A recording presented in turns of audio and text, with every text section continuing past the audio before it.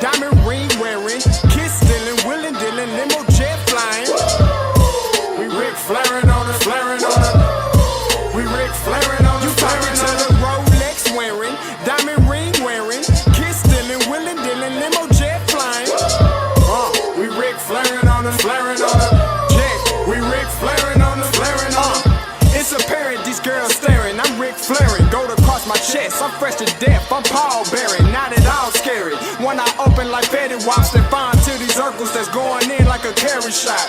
Woo! I'm going in like a Mary Pop off that Mary Crop at the top flow at the Marriott. So question. Sign up. What's up, Vinny Vegas? What in Vegas? Yeah. Shout out Pharaoh's Kids. D-Face. Yeah. Bubba C. Yeah. Ric Flairin' on them. Ric Flairin' on them. Ric Flairin' on them. Ric Flair signed up, baby. Hey, yo, Scotty, you going crazy for this one. We see what you're doing, we salute you. Hey, let's get it started. It's Backpack Capital One. What's in your wallet? Got a call from my man A. Scott. I said I got it. Love that you highlighting all of these black colleges. Try to pay me for doing this. Look, bruh, if you don't get off my line with that foolishness, voice of the swag, pull up where you at. No cap if the Brody is speaking the soft facts. My advice, tune in to every show. Captain Petty, but we know that the sergeants are with the smoke. Speculate, just tell me what is we doing. Get into it, okay, look, I'ma say this and keep it moving. My boy Scotty, man, he offered the least. Black grad, paying college, I'm glad that he called me. Walking cause we all been taught that talk is cheap. Even primetime knows Scott for the HBCU streets. You are the only participant in the conference. All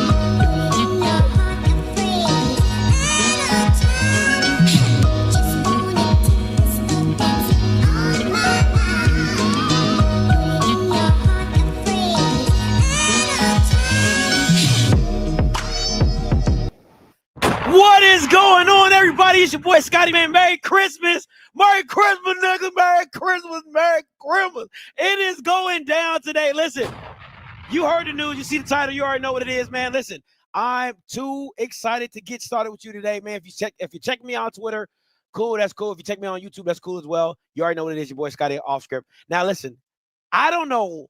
This dude has a sixth sense. Because every time I get some breaking news, it's only one person that seems to hit me up every single time. Get up from my boy, Zoe Phillips! What's happening, man? Hey, listen, you might want to change that J into a D because the MEAC's up one. The MEAC is up one. Look, I tell you what, for Flair, they need it. So, for Flair, they need it.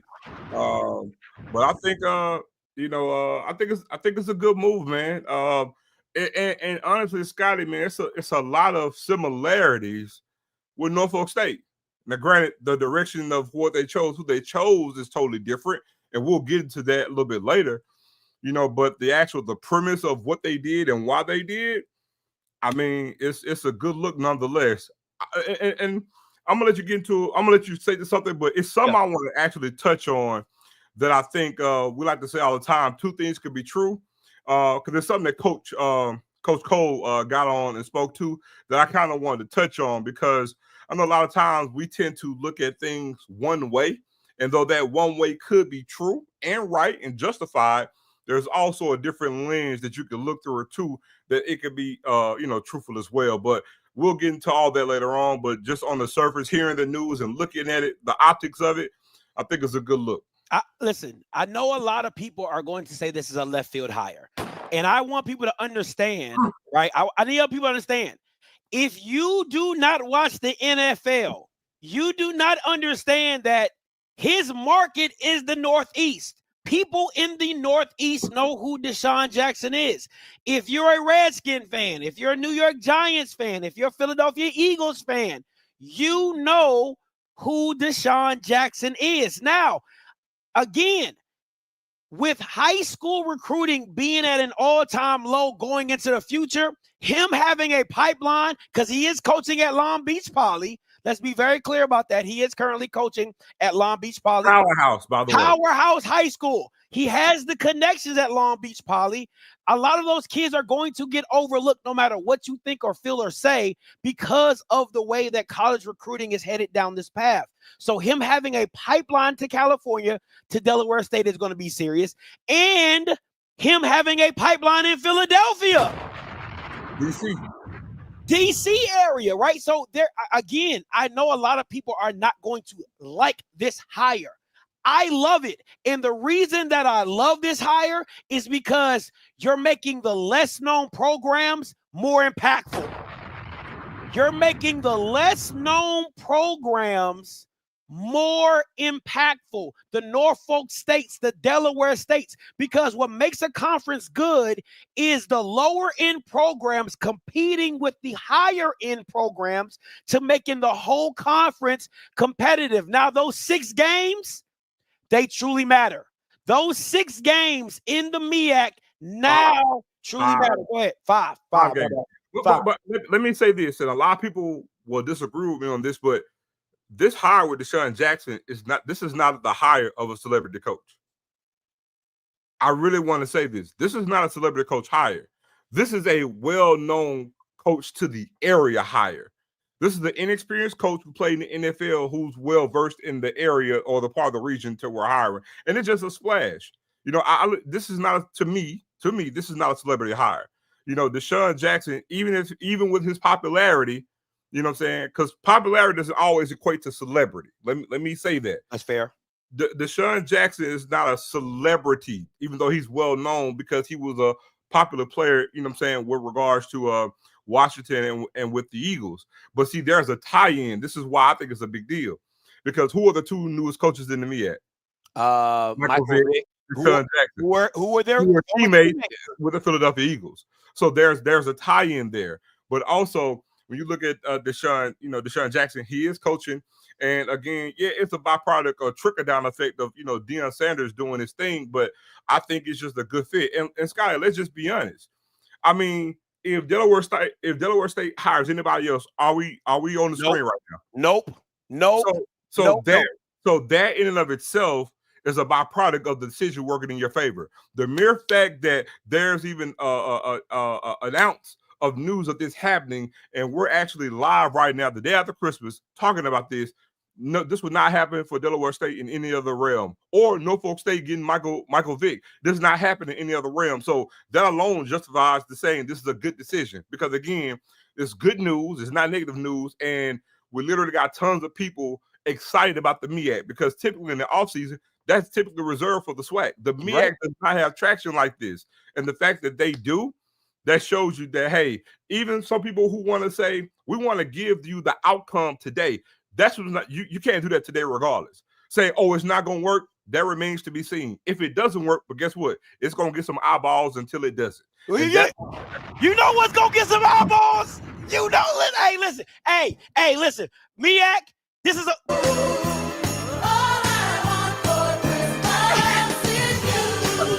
Hey, that's all I needed.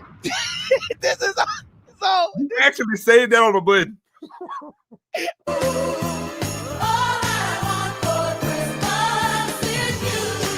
This is all I need. So come on, baby. This is the game of the year right here, right now. This is box office. I'm buying season tickets just for this game alone. They can come in 0-9. I don't give a damn. You know why?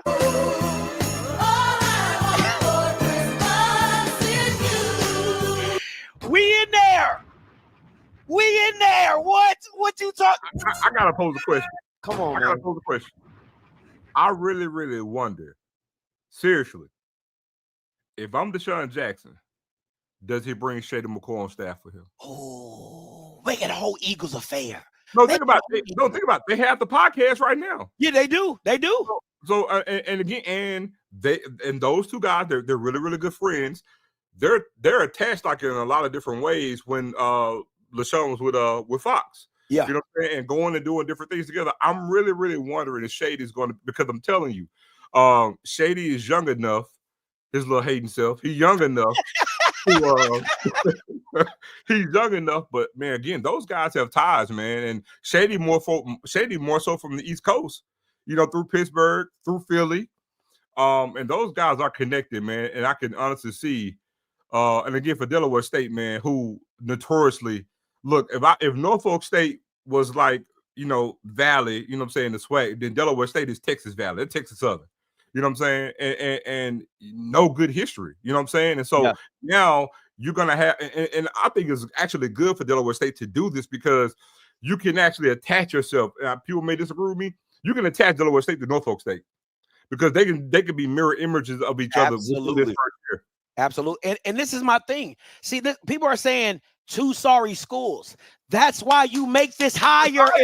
This is why you make these hires. It's because you're trying to get the brands out. And let's be clear, and neither one of these schools have bad facilities. Oh, Delaware State just announced that they're upgrading their facilities too. So, dude, if we're talking about programs that are lesser, their facilities are not the same. I'm telling you, Norfolk State has a 30,000 seat stadium. Delaware State has a top level weight room program and facilities in their field is nice. So what I'm saying, this is by far, the brands and the winning is low, but this has so much potential behind it. It's crazy. And Delaware only has to fight. Delaware State only got to fight with Delaware for top players in the state of Delaware. They only have to fight the University of Delaware. And listen, Delaware to Philadelphia ain't even a hop and a skip. It is literally a skip to Philadelphia. So how far is this, Scotty? Maybe an hour and a half. By car, an hour and a half? Yeah, but maybe an hour and a half, maybe an hour in South Jersey's right there. I mean, like, you have a small level. Rutgers needs to be worried. I don't care what you're talking about. Rutgers has to be worried because those drop down kids from Rutgers are probably going to go to Delaware State. You get what I'm saying? Those Philly kids, them kids from Temple, they're coming down. They're going to go to Delaware State, right? So this is no matter what you want to say, this is a great hire because the brand recognition of Desean Jackson, like you said, him having a podcast, Delaware State, Norfolk, them being friends. Jeff Lurie now has two former players. The Eagles owner now has two former players in close proximity.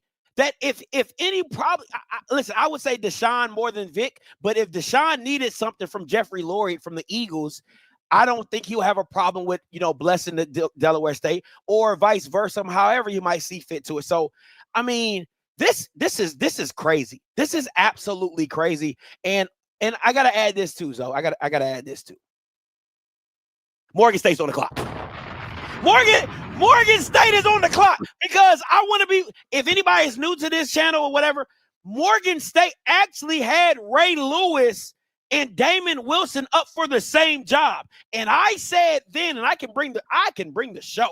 I said it was a wrong play to hire Damon Wilson over Ray Lewis in the city of Baltimore. It made absolutely no sense. So to me, if you're Morgan State and you're able to say, hey, big head, what it do round 2, you got to go get Ray.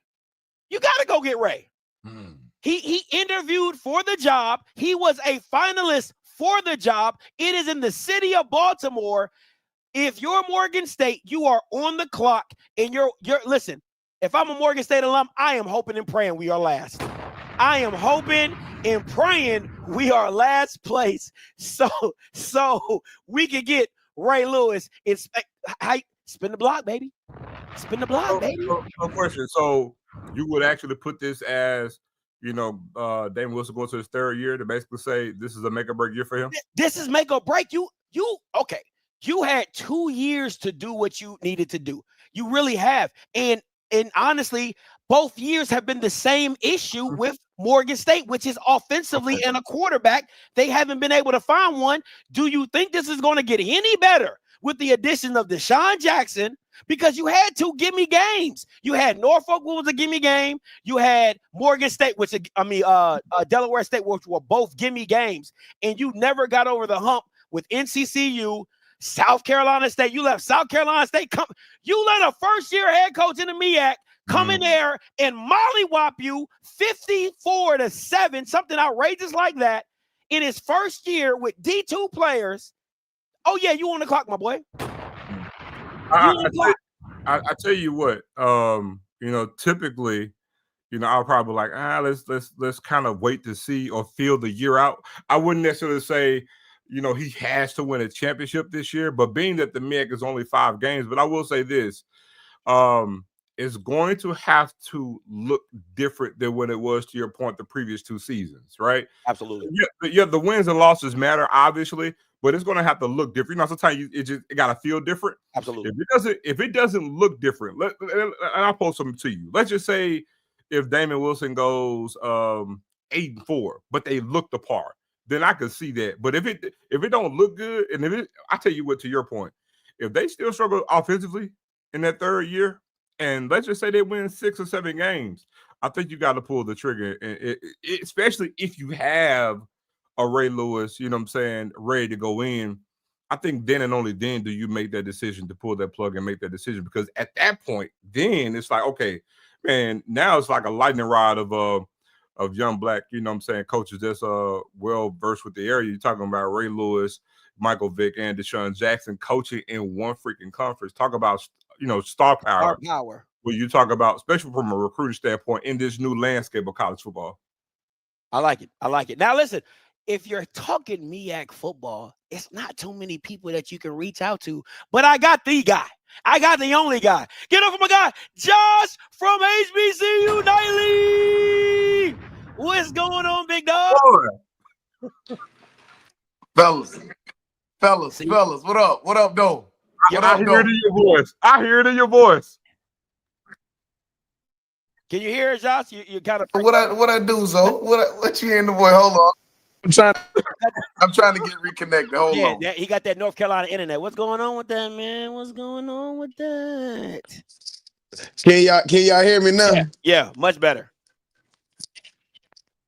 Okay. All right. Josh, I'm still a little spotty, but I'll be in there. I'm still a little spotty. I'll be in there in a minute. Okay, it's too easy. We'll get you in the pocket. Now, you're a MEAC guy, born and raised, born and bred. What played at NCCU?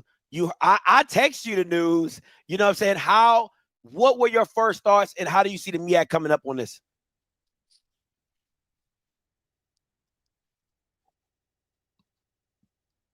See, you know what? This wouldn't happen on HBCU Nightly. No, we should be straight now. we should be good now. My fault. I have multiple networks here in the crib, so I have to move and ebb and flow. The kids gotta watch. They gotta watch Bluey and all of that stuff on one network. I gotta watch all of the stuff on the other. So my question is once you got the news, you heard the news. I'm gonna let you go. Call back in. Go outside. I'm gonna tell them to call in. All right, now let me break it down to you like this. I want to talk about this.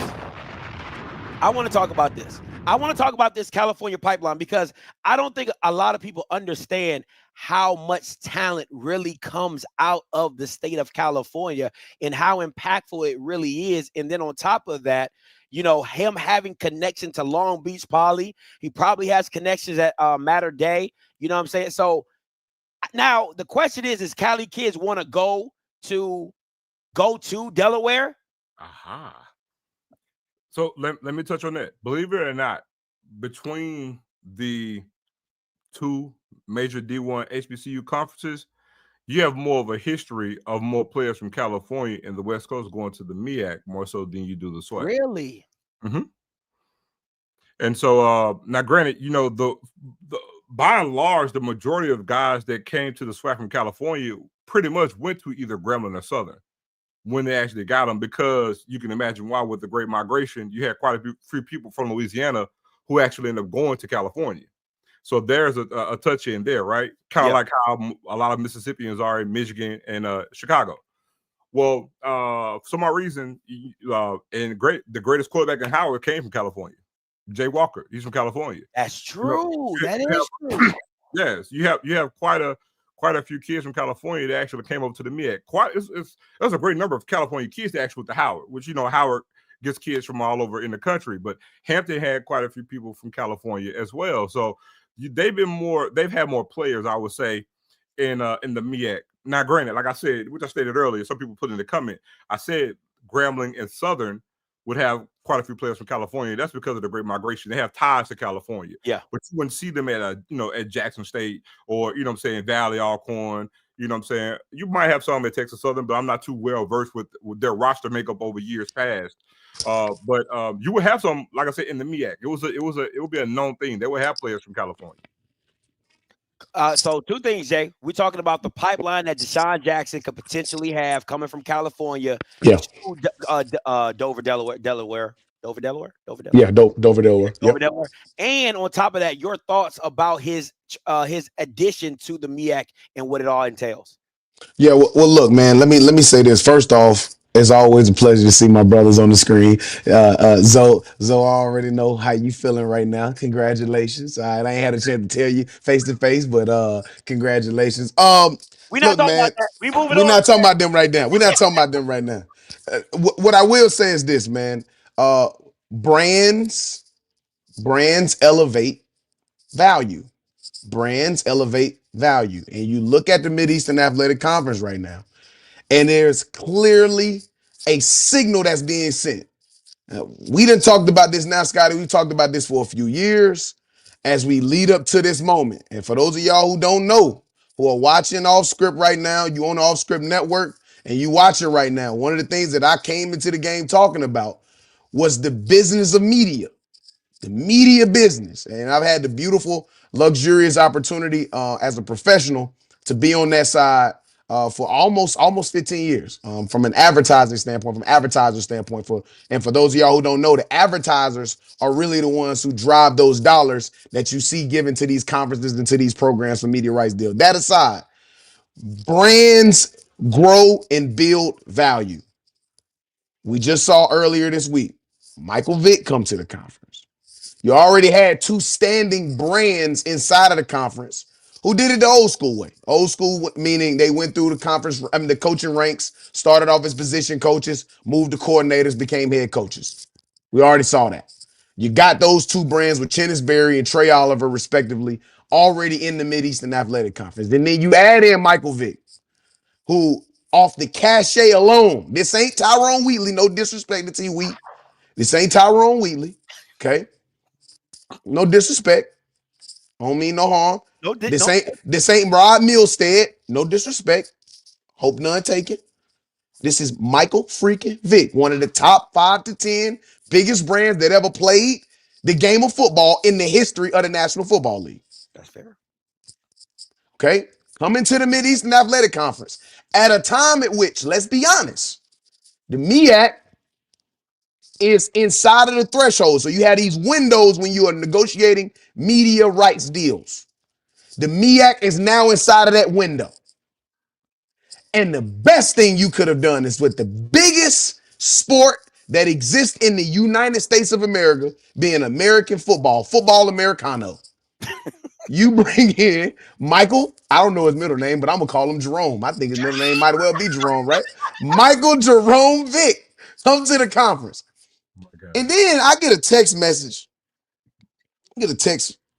Round about, I was out, we do a little bit of our Christmas shopping afterward. After the holidays, y'all. I'm sorry. You get the best. You get the best deals after that. Get the bang for your buck, my boy. Get the bang for your buck. Then I get a text at around 1:57. Now I'm out at the outlets with my wife and kids, so I didn't get a chance to see it. I text back just like a Negro. I text back 2 hours later, which is terrible. Asking me if I knew what was going on, but little did I know that this brother had already found out the news 5-10 minutes. It's Dwayne Vick. Yeah, Dwayne. 10 minutes after he had already texted me that, I'm now coming to find out he had already got the news that Desean Jackson, again, we talk about brands driving value, that Desean Jackson will be the next head football coach at Delaware State University. For me personally, this is a home run for Del State. Otherwise, they was going to get into this rigmarole, what we call the Reds Queens race, where you running in circle as fast as possible and you ain't going nowhere. Now, historically, the two of the lower performing, I won't say worse, but two of the lower performing programs in the conference historically now have big name brands leading their head football coaching positions. This is a game changer, dog. This is a game changer. This is a game changer. Dog, I'm so happy for Delaware State. Now, it ain't going to change what we going to do to you next year. It may not change what we going to do to you the next year. But it's going to change. A change is going to come. A change is going to come. Okay, let's be. A change is going to come. Change going to come. Change the game. I'm just keeping it real, dog. But here's the thing I want to touch on, Josh. To your point, right? You said had they not made this decision, right, they've been spinning their wheels, right, in the same rigmarole. Yeah. Well, here's where I want to put this big picture for everybody who can hear me. They've been doing it their entire existence. Yeah. So think about it. Let's be honest. Let's be honest too, Zoe. Most of us have. No. But what I'm saying is, but most of us have. But there has been a change. Like when Deion Sanders came to Jack State, that was just one thing in and of itself. But then you get Eddie George, and Eddie George has had success, right? Yeah. It didn't come like Deion Sanders, but they've had success. You know what I'm saying? And they're still trending upward, right? Then you look at it was a bad imagery with Ed Reed, but that was incomplete because it never came to fruition. But now you bring in a Michael Vick, and you see the headway that it's making. But again, that's a Norfolk State. To your point, they haven't had any major success since they've been in the MEAC. Not from a football standpoint. Their greatest coaching winning success was Pete Adrian. I think he won 65, 67 games. Yeah. Now you look at Delaware State, it's the same thing. But the thing is, the point I'm getting at to your point is they've been doing the same thing their whole entire existence. They 100%. haven't had success. So the point that I'm getting at for the opposition is we've done it that way for a long time. Now, granted, when we say that, we'll get pushback and they'll say, well, we need the school to do more. And two things can be true. Yes, the school can, but we've done it that way all this time. We haven't benefited from it at all. Let's try something different this time. Because guess what? Nothing from nothing leaves nothing. If we try with Desean Jackson and it doesn't work, I mean, damn, we just got a coach in 2 years ago and it didn't work. Before then, we had a coach about 4 years and it didn't work. So what is the problem with us taking a chance, even though you might not like the pathway that we chose, but damn it, not only do we think that it could potentially reap dividends for us, but damn, optics, it's going to do things already. Plus, from a facility standpoint, what he could potentially bring to us and help us in ways that otherwise we couldn't. So again, because I heard the point you made about the alum and the fans of Delaware State, the far and few between that exists anyway. Yeah, you gonna challenge the school to do more. Exactly. Okay, the school just rolled out one of the most progressive layouts of a facility that exists. And I'm not just talking about an HBCU, not an FCS HBCU. I'm talking about in all of college football. We ain't seen a whole lot of FCS programs invest into a facility the way you see this new Delaware State facility that's getting ready to come out. Crazy. So you ask the school to do more. And then on the backside of that, you say, well, instead, you've done enough on that side. Let's just go make a safe hire, something that feels a little bit more comfortable to us on that. No. You got an opportunity right now to double down on, we are going to be innovative. We're going to be forward thinking. We're going to take some chances. And if it don't work out, guess what? Well, the worst that can happen is we in the same position we already in right now, and that's dead last in the MEAC in college in football. Hey, Josh, bro, listen, man, you taking me right to my next point. I would rather go 1-10 with Desean Jackson than go 1-10 with a random coach. And it's I want to be very clear. No disrespect. No disrespect to the profession. I get it. It's what you do. It's who you are. You take it very seriously. I get it. But I'm going to keep saying it. It is a game. Mm-hmm. It is a game. And it's for entertainment purposes. And when you're dealing with a Delaware South, they're low resource, but they're not really low resource. They do have their funds together, right? But what I'm saying is the upside to winning with a Desean Jackson. Lord have mercy. It's triple of what you could ever do with a regular black coach or a white coach. I don't care, polka dot, striped, it don't matter. The upside to whoever you decide to hire will never be as big as a Desean Jackson and nowhere near a Michael Vick in Norfolk State. Let's be very clear about that. So to me, I love it. I know a lot of people are going to say, hey, there's 1,900 people on here right now. I know a lot of people have a lot of opinions about a lot of different things. But at the end of the day, if you don't watch HBCU football, you're tuning in because of something. Yeah. You're tuning in because of something, and these guys are lightning rods to get it there. Let me take a call real quick. Smash, coming to you. Scotty, you can hear me? Yeah, I can hear you. Hello, Smash. Man, look, so first of all, what's good with y'all guys, man? What up, though? Like that pipe between Cali. I just want you to know, Cali, I speak for Southern, we have a lot of kids that go to Southern from Cali. One of our biggest alumni foundations is in Cali. So I know, like, when people be saying they got a lot of kids from Cali HBCU, they do. Let me cook real quick. What a Honda the Battle of the Bands about to go to right now? California. LA. LA. They're trying to create a crazy HBCU experience in California. So for them recruitment fairs they had the day before that event, gonna be crazy. Delaware State need to be on that right now. You know what I'm saying? Another thing too, we all about these classics, right? Do you understand what a Delaware State and Norfolk State Classic in Philadelphia would do? In the Eagle Stadium? Go nuts. Tell me that was a fire, sir. Tell me that was a fire. Hey, I gotta give you one, Smash. Are you serious? Oh, come on. Right, got it. To his point, you know the greatest historical. Hold on, Smash. Hold on. So go ahead. Respond. I was gonna say to his point, the greatest historical classic, and I'll touch on those why they started to begin with. The greatest known one on the East Coast was actually back in the early '60s when Grambling played Morgan State, and they played them in New York City. Eddie Robinson had a great relationship with the owner of the Yankees, who actually brought them up there for that game. It was a sellout. And then I just did it got a new class I just did this past year.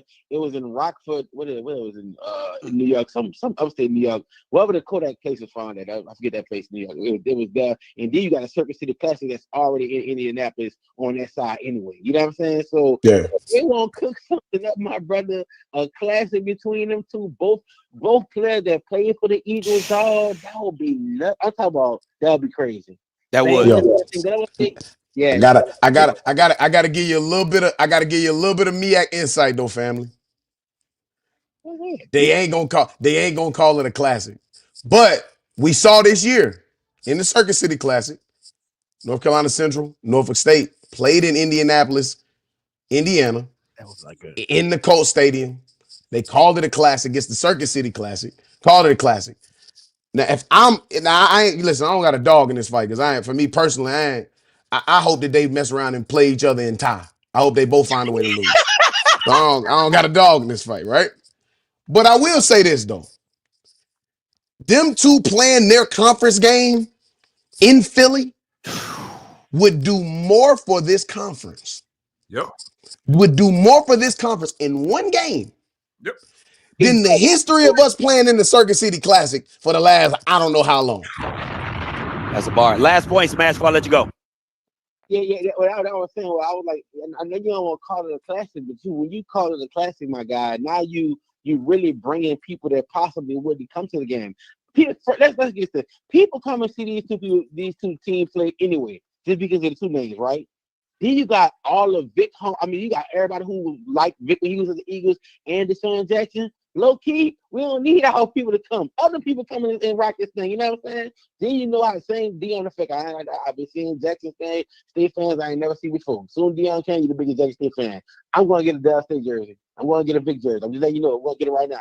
I'm being a building. You know what I'm saying? So I think calling it a classic will go crazy. But yeah, that was my point. Scott. I had listened. They got pipelines through Cali, and the classic in Philly will go crazy. So yeah, appreciate the call, Smash. Hey, listen, Smash, send me your address, man. Before you go get a Delaware State jersey, I got a maroon and gray North Carolina Central jersey. You gonna want to make sure you got that jersey before you go get a Del State jersey. Before you go get a darn Norfolk State jersey, you got to go get with the top. Never mind. Hey, listen. Hey, I'm gonna tell you something. Somebody better start coming out with some dope Delaware State merch. That's all I'm waiting for. I'm waiting for some dope Delaware State merch to hit the streets because it's about to go crazy. But okay, Josh, give me and D. I see you, Delaware. I see a Delaware dude on here. I'm gonna get him. But Jay, real quick, how would you logistically, MEAC culturally, how would you do that with an Eagles game? Eagles, would you have it at the Eagles Stadium? Is that a little too big, or you just do it in Philadelphia? Maybe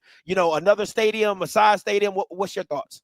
Yeah, I think the first year of these two guys being in the conference, and I will say this: the first year of these two guys being in the conference, and maybe even the first 2 years of these two guys being in the conference, realistically, those athletic departments are going to want to keep these games at their crib. That's fair. Norfolk State's got the largest stadium inside of the conference. They seat over 32,000 people inside of their stadium. I'm gonna be honest. If I'm Norfolk State, I want this game at home. I want this game at home, and I want it for homecoming. I want it for homecoming. And not for the reasons that you used to want it for homecoming. You used to want to put Delaware State on your homecoming because you knew it was a guaranteed dub. Now, if I'm the Mideastern Athletic Conference, since y'all love to freaking flex games and all that stuff, there's one game now that's off limits for a flex. There was already one other one that was already off limits for a flex. But it's another one that's off limits for a flex that you keep on a Saturday, you have it for homecoming, and you allow all of the pomp and circumstance. Listen, for those of y'all who don't know, Norfolk State quietly has one of the best homecomings in the country. Quietly. I know a lot of my folks don't get a chance to come up here to the Eastern Seaboard, but Norfolk State got a quietly dope homecoming. You bring Delaware State into that 32,000 seat stadium with Michael Vick as the head football coach and Desean Jackson as the head football coach, and you don't need to put no classic on the end of it.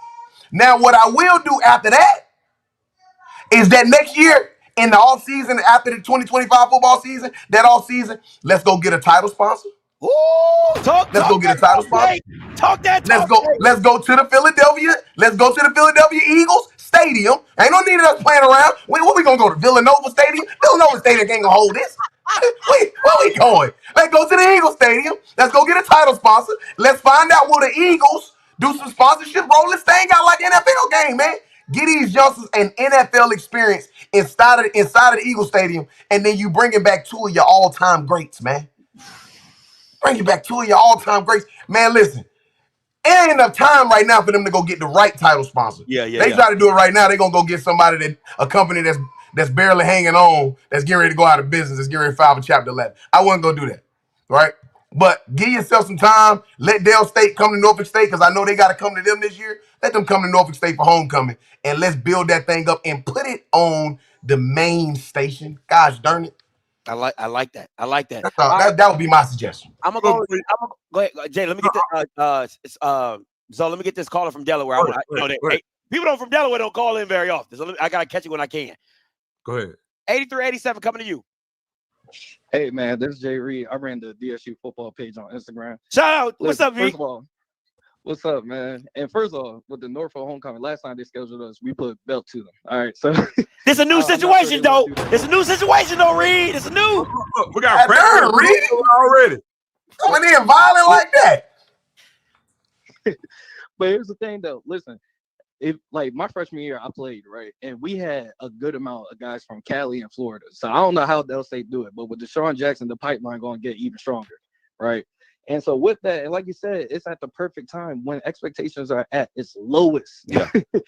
And I think our school finally realized like it's time to put people in those seats, because I know people are tired going to these games and seeing about 200 people at the games. So they already checked off the box again, the seats filled. And now when it comes to recruitment, like you said, our only competition is UD. And they're going FBS, and they're going to start overlooking the UD guys. I mean, the Delaware guys. So Del State, they can swoop in and take everybody from the 302. And then, to be honest, I hope this game is in Dover, because you're going to have a lot of Eagles players, former Eagles players coming on down, because it's only like an hour and a half drive, right? And if we get that for our homecoming, I'm telling you. Boy, what y'all? Hey, why are you trying to? What? How many people is coming to what? Well, first of all, dog, 302, 302. Who calls Delaware to 3-0? Come on, man. That's the attendance average, man. I'm the only Delaware boy on here right now. I'm telling you, 302, right? We just gonna call it straight like that. And listen, we gonna take. Oh man, he right though, Scotty. Jersey, PA. We can even go up to the New England area, which DSU should already do, since we're the most northern Division I HBCU there is. So now we got the opportunity to reach out to the HBCU experience to outside of our region.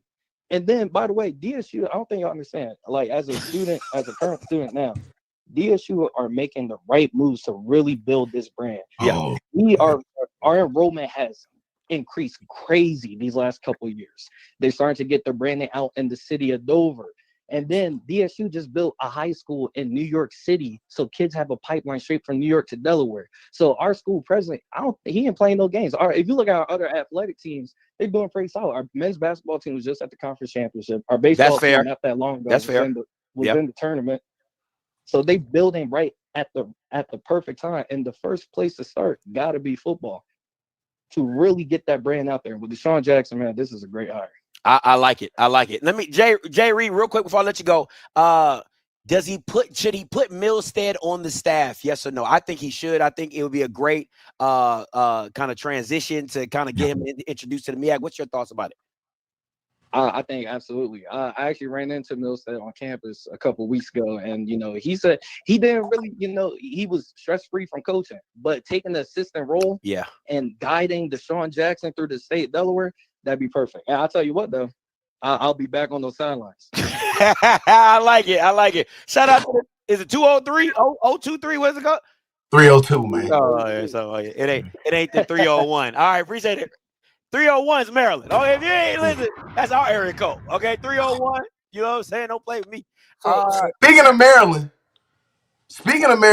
Hey, you saw. Speaking of Maryland, you saw the graphic. No, I ain't see the graphic. Yeah, you on the clock.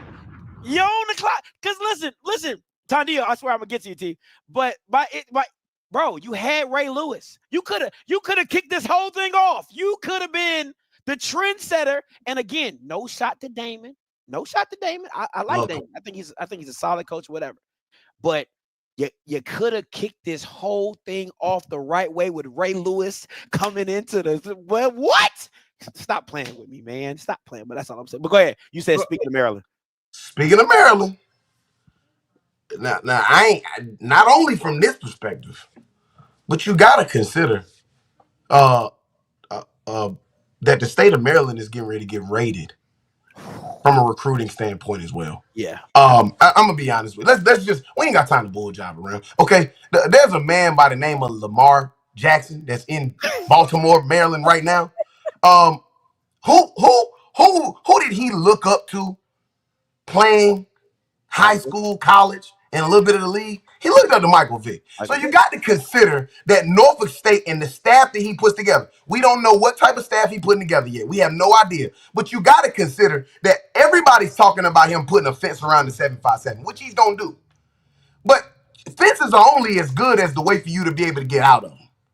And he's going to open up the gate of that fence, and he's going to come right into the state of Maryland. And if you are in the state of Maryland and you play FCS college football right now, explain to me what your recruiting pitch is going to be to convince somebody not to have to send their child where Michael Dwayne Vick is or where Desean Dontavius Jackson is at.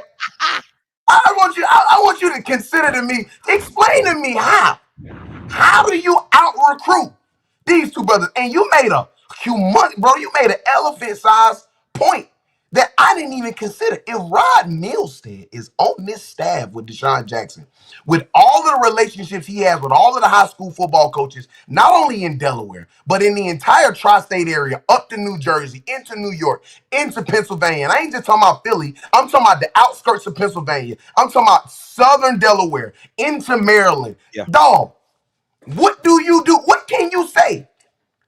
And you had the opportunity to lead the charge. Listen, man, I get it. And an alum. And an alum. And an alum. You're going to take pride in it. So what you got? No, I was going to say, I'm actually glad the caller called in because I was actually going to bring the point. I got to give a shout out to BJ Jones, because we talked about this on HBCU Nightly a while back. with the way that Jack State looked when winning the Celebration Bowl, and we talk about what it was after that game, because we're talking about going to the next season. Yeah. Norfolk State, now Delaware State, they're showing you the price of doing business and the way you do business has changed now. So the landscape of college football has changed. And what they've told you is, if you're not willing to do things differently, because I'm telling you, the old way of doing things on the college football landscape, they're showing you there's a demarcation now. Things have changed. And so if you want to do things the way they used to be, you're going to get left behind. It's a new day. It's a new wave. It's a new change. We talk about facilities. You guys talked about what Delaware State is doing. You know, and again, we don't know behind closed doors what Vic was actually talking about with regards to Norfolk State. And I'm telling you, you can sit here and go with this whole, I want to go with so-and-so who just happened to get up. And there's nothing wrong with that. We're not saying that every coach has to be, you know, a high-profile name on the NFL thing. But again, everybody doesn't give and every state is different. But for these two institutions, this was a home run perfect hire for both of these schools. Because again, I personally look, I swear, I think even if you take let's just say let's say Sam Shade now, having great success, if he comes to Delaware State, we're not live right now talking about it. Yeah, it ain't gonna feel the same. But you know what? And Coach Prime, and I said it before, and we can go to the next caller. Every win isn't the same at every place. What constitutes as a win? That's different at different schools.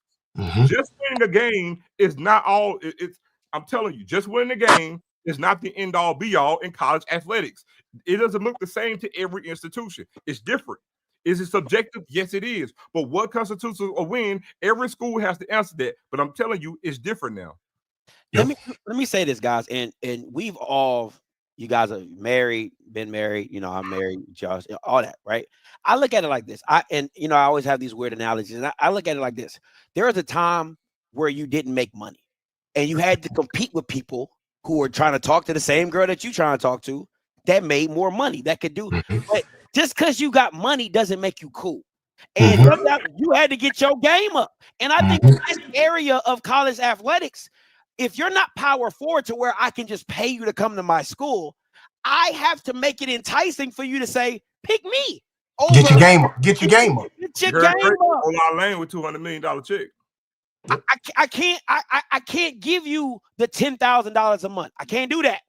But what I can do is I can put you on national television. I can get you in front of these NFL scouts. I can walk you to Jeffrey Lurie. I can get you a Celebration Bowl championship. I can get you some branding. I can get you, you got the Trey Olivers. I develop quarterbacks. I develop offensive. You got to get your game up somewhere. And just saying, hey, I'm a black school is not going to do it. It's not going to do it anymore, right? Especially now, I can skip over you, go JUCO, get 2 years development, come up and go do my thing at a Power 4 or G5. You see what I'm saying? So again, all I'm saying is in the game of college athletics as it is now, you got to get your game up and you got to figure out a different way to do it. Tondia, coming to you. Hi guys. What's up, T? What up, though? Can you hear me? Yeah, we on you. We waiting on you, T. Oh, I didn't know. I didn't get an amen from the crew, so I didn't know if y'all can hear me. Yeah, everybody said what's up. I didn't hear it. That California. I'm It's sorry. that California. I'm actually still in North Carolina until Saturday. I'm here in the cold until Saturday. Okay. So, you know what, guys? This is such an interesting hire again. Because we still gotta pray and hope the MEAC definitely capitalize off this. I had the pleasure of meeting President Allen last year at Celebration Bowl. And the conversation that we had was a really, really, really, really great conversation. And I had said sometime another last year, I don't know if Josh remembers this, but I said that President Allen seems like he wants to make moves and he wants to make sure that he make the right moves, essentially. And I said I believe that he wants to change some things and do some things different. And that's just based on the conversation that we had, and the things that he wanted to do. And he let go of his AD. I don't even think they have an interim AD right now. If they do, I think they do have an interim right now. I know. But Yeah, go he ahead. let go of his AD, and now they have the hiring of Desean Jackson. My only hope, and it's the same thing that I said when we was on here about 2 weeks ago about Michael Vick. You better they better fundraise. They better market. Hey, because you don't want it to fall. You don't y'all know I'm gonna be the y'all know you I'm ain't you preaching. Until it's good, until it's well done, and I don't even like well done. Hey, real talk though. If I'm Delaware State, real talk, I'm looking at what Norfolk did and said we are not doing that. As long as we ain't doing what Norfolk did, we ain't doing that. We ain't doing that. We gonna wait till January. We gonna wait till all these students back in the office and our band pack that joke out. We gonna. My goodness. We gonna get it crunk. We ain't gonna look like that. But go ahead. I'm sorry, T. Let's round be on the stage. See walking. No, I'm just playing. I'm just messing. No, like you make good points. Next week is New Year's Eve. So why? And today is Thursday. Why have a press conference next week? What's the rush? No rush. There's no rush. Ain't no rush. Shoot, you already behind the 8 ball as it is because y'all didn't hire anybody before during the early signing day. Yep. You passed signing day. So shoot, what's the rush? What's the rush? You got no rush. You got plenty of time to make up ground, to do what you need to do. You have plenty of time to actually make it. Let me not say that. You have plenty of time to put all the necessary pieces together for a press conference. I was about to say something else. A press conference for it to roll out, because I don't want to throw any shade towards Norfolk State because they did what they had to it was trash. What they had at the time. No, because I was going to say put together a proper press conference, and I was going to say it was trash. Listen, you on off script. This ain't HBCU Nightly. HBCU Nightly, you have to, y'all real political. We gotta be very, very strategic because I start getting them text messages live, dog. You know what I'm saying? I know, I get it. We have to be very strategic. We can't say trash. We gotta say it was sanitation proficient. That's what we gotta say. We gotta say it's sanitationally proficient. That's what we had to say at Nightly. We can't say it was trash. You know what I'm saying? Hey, Norfolk State, it wasn't trash. It was sanitationally proficient. Again, on off script, trash. Go ahead. I'm sorry. Somebody said Dookie in the dirt. I heard that a long time. We can't say that. See, on Nightly, we can't say Dookie. We had to say it was intestinally malfunctioned. We had to say it. Hey man, we saying the same thing. We just had to say it in 2 different ways.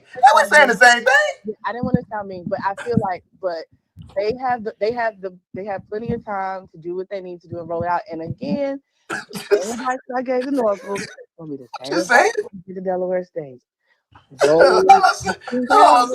Like saying the same thing. Want it to fall? You don't want this rollout to fall flat, and you're in a perfect position for it to roll it out properly and capitalize. Do not let it fall flat because to be honest, I went to Delaware State's athletic website. There's nowhere for you to go and donate money to the athletic program. They better find one. They better get it going. They better get it going. But what youngin that was on here earlier, you say he run the Instagram, right? Yeah.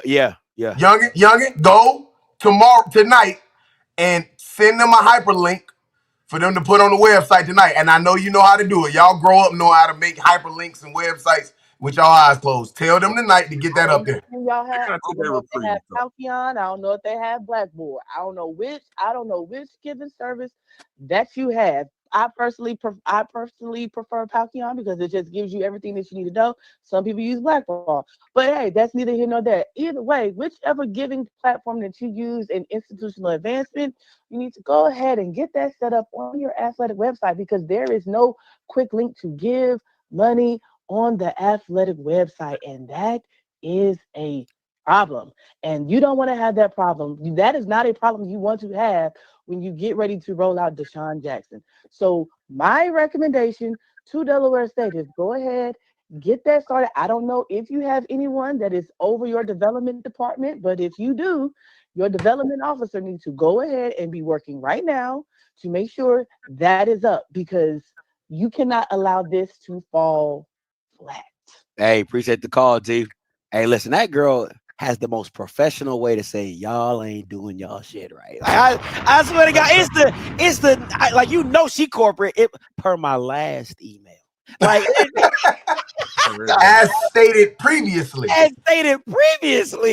man. We will get you together in the nicest way, but it just be like, yeah, we really ain't doing our stuff together. Hey, but Scott, I want to add another nugget into this, right?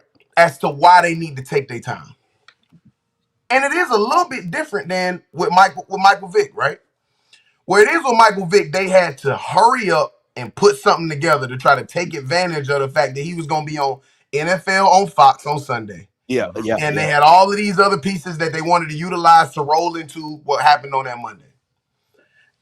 Desean Jackson ain't on no national television, but he is in the podcast circuit. Yeah. And this is going to need to flow through the podcast circuit. This is the first show that's talked about it. This news is going to have to flow through the pod circuit and keep the steam rolling. The steam on this is going to have to keep rolling all the way up until the press conference. That can't happen on national media. You're right. It can't. Actually, it can. He and Shady are both still affiliates or contributors to Fox. To Fox, yeah, they contribute, but they not on there every Sunday. That's all I'm saying. He gonna talk about it on Speak. He gonna talk about it on Speak. Or the he gonna talk about it on Speak. Or the facility. What I'm saying to that point is, being that they're still contributors, they can actually get on those shows. They can get on, for example, like him. He can actually get on shows like this whole week, because it would be a hot thing, as a favor to get him on the show to talk about it and ask about it, just to congratulate him. Because here's the thing.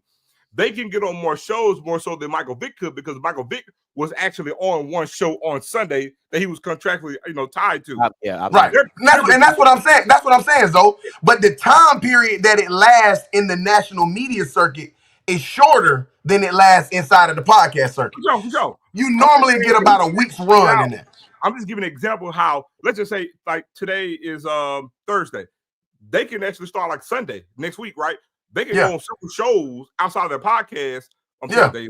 I'm including Shady McCoy. He can actually go on different shows, football programs all next week. For sure. About it. Because, they have relationships that can do that. So, the biggest difference, but the biggest difference is, look at it right now. Mike Vick just got introduced on Monday as the head football coach at Norfolk State. And look at how in less than a week, we kind of sort of moved on as the hottest topic. Yeah. Desean Jackson at Delaware State is going to become the new hot topic. Barring that Ray Lewis, or we already saw Teddy B gone. So y'all can, Alabama A&M, forget about Teddy Bridgewater coming down there. He ain't coming. All right. But barring no other big name, it ain't going to be much bigger names than Michael Vick and relevant names than Desean Jackson. That's fair. Barring nobody bigger than that comes into the HBCU football space, this now has an opportunity to have a longer track, because there's nothing else that we got to worry about. I'm gonna be honest. When I woke up this morning, I ain't had Delaware State on my mind. But I wasn't thinking about Delaware State, not at all. I was looking forward to us going up to Delaware State next year, getting that guaranteed W. I was gonna go up. My dad lived in Delaware. I was gonna go by and go see my family that's on that side. My sister still live up there. I had all these other ancillary plans. I didn't even know if I was gonna go to the game. But I was gonna go to the Christiana Mall. It's right there, close to the stadium. I was gonna go do all the other stuff. But now I'm going to the game. The day matters. Today matters. The day after Christmas. The day after Christmas, it matters. It does. So for this to get leaked out like this, and for it now. And watch what I tell y'all. Scotty was first one to report on today. When Jeff made the plug, Scotty does what he does. Nobody in the industry does it better than my brother. I flat out say, y'all know I don't got no problem coming on nobody's platform and giving everybody love. Y'all know how I do. Nobody does it the way he do it. I ain't see the brother text message, and I was like, God darn. As soon as I saw the text, I said, he knows something. God darn. Scotty, what I do? My first response was, hey, bro, my bad. What you know? What you know? What you know? Yeah. Don't I do it like dog. So the let me fact that this is taking over is crazy the day after Christmas. So That's let me all tell you how it went down. Shout out to my boy Jeff. So I got somebody sent me Jeff's on Instagram and was like, "Hey Scotty, can you confirm?" And I said, let me reach out." So because what I heard was Delaware State was going with a D2 guy, right? So I was like, I did too. That's what okay. So we ain't crazy, right? We ain't crazy. So I heard they were going with a D2 guy. So I reached out to Jeff. I said, Jeff, you know what you've been hearing? And Jeff told me what he said it was. He told me that he heard Desean Jackson. And I said, okay, cool. I said, let me go talk to my Cali Connect. He's real close with D-Jack. Let me see what he's talking about. So I hit my Cali Connect up. He said, Scotty, it's crazy. I just called him 5 minutes ago. I'm going to call him again. So he calls him. He calls me back and said, it's done. It's a done deal. Like, you know what I'm saying? So I said, okay, cool. So I hit Jeff back. I said, yo, run with it. You good? Run with it. So and that's how we got where he at. So I'm always doing shout out to my boy Jeff, man. He really I didn't even know this was because like you said, ain't nobody waking up thinking about Delaware State. I heard it was a D2 coach, and I moved my happy ass on. So shout out to Reed from Delaware State, the Instagram page. He sent me Jeff's tweet and was like, yo, Scotty, what you been hearing? And that's how this whole thing got rolling. And bro, that was in the span of I text you like maybe it was like one something. It was like one something, and it all came down within an hour. Like it just all started flowing and hitting. I said, "Oh man, this is hot. This is hot stuff." So what's this is big. This is big time. Delaware State. You want this? Let this flow through the media circuit. Okay. Let this flow through the media circuit. Go ahead and get your prepared. You're a university, your state institution. We know you got to put together a very, very proofread, great statement on this hire. We know you got to. And we know you got to go do your due diligence. You got to go make sure D-Jack got all the credentials that you need him to have. I ain't no telling who actually made this call to build this relationship to be able to have this opportunity come available for D-Jack. That's a good point. So I know you got to go do all of the background work that it takes for you to be able to make it happen. And it ain't just a Delaware State thing. This happens everywhere. Yep. Before you make a public announcement as a state institution, as an institution of higher learning, you got to go do some things. You got some things you got to make sure work in the back. So in the meantime, let us flow this through the media circuit. Let them talk about it on Fox. Let them congratulate D-Jack on Fox. Right? Let us talk about it in the darn podcast circuits. Right? In the digital network circuits. I hate saying podcast. In the digital network circuits. Let us talk about it. And let us flow this conversation. And let us help MEAC. Let us help you in ways that you don't know that you need help with. Absolutely. You don't know you need this help. But this is yet another lifeline being given to you by way of guys who played this game at the highest level. All right, guys, listen, I got a lot of callers. So if I come to you, make your point, make it solid, we'll respond and we'll move on. David, coming to you. Dave, coming to you. Gentlemen, how you guys doing? Real quick. That MEAC invitation looking real nice right now. That MEAC invitation looking real nice right now, Dave. All I'm going to say is this, Scotty, and I will say the same thing I said on HBCU Nightly on Sunday. Will the MEAC capitalize? That's the key. So, and the same goes for Del State. And how he do, man. Y'all see how he do? I think y'all see how he do? And they should be. I thought that they moved slow with announcing Vic on their page. Like, they got to leverage and capitalize on this type of stuff. But when you're Delaware State, Norfolk State, those are the hires you got to make too. Like it's purgatory for any other coach. So for Desean Jackson, it's going to be beautiful for them, in my opinion. So I think this is a good hire. He's got ties to Philly. Him and Vic were teammates. There's going to be a lot of things that's going to happen in that regard. But I want the conference to capitalize on this. I need them to get outside of the Stone Age and change the way they operate. And I've already been on the record saying that. Dave, I heard y'all doing a capital raise right now. Thanks for calling in. Yeah. Dave, let me ask you this. If you've been around this thing for a long time, how does the MEAC, in your opinion, capitalize on this? I think they need to leverage their social media platforms more. I think they need to, like, this is a big deal, right? They need to take advantage of this. Like, it's not too late to decide how to handle the scheduling. Make sure certain games are on certain dates and things of that sort. They have time to still make adjustments based on this. Like, Norfolk State and Dell State should be arguably the top game, regardless of what the record's going to be because of the eyeballs that's going to bring. That needs to be a big game that needs to be on television.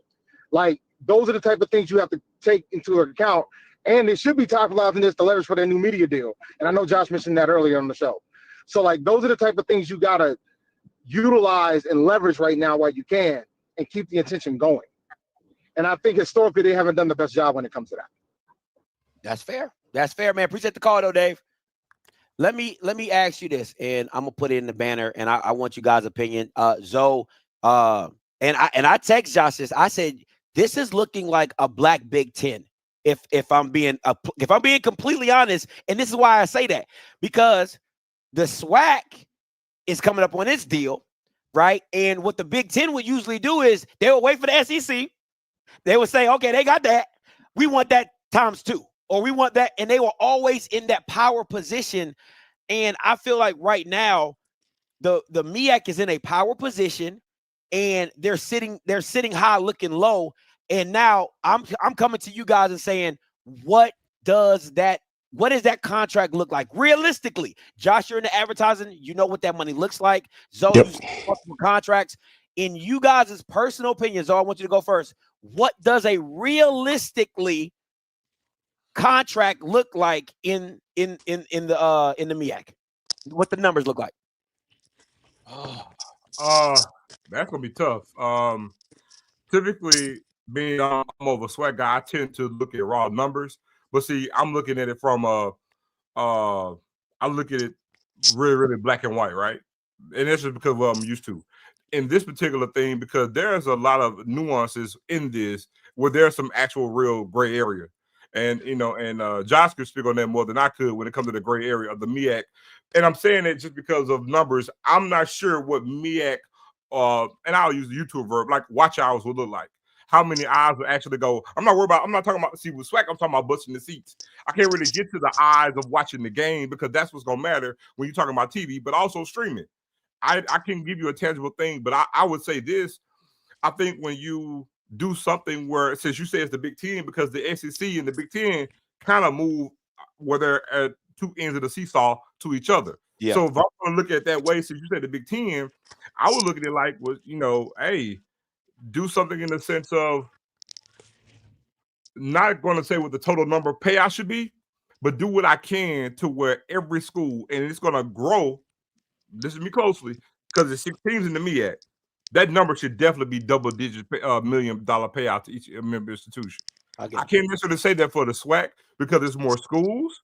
You see what I'm saying? Yeah. But the MEAC needs to be something to where every school in that conference should be getting at the bare minimum a $10 million payout to each school just off TV revenue.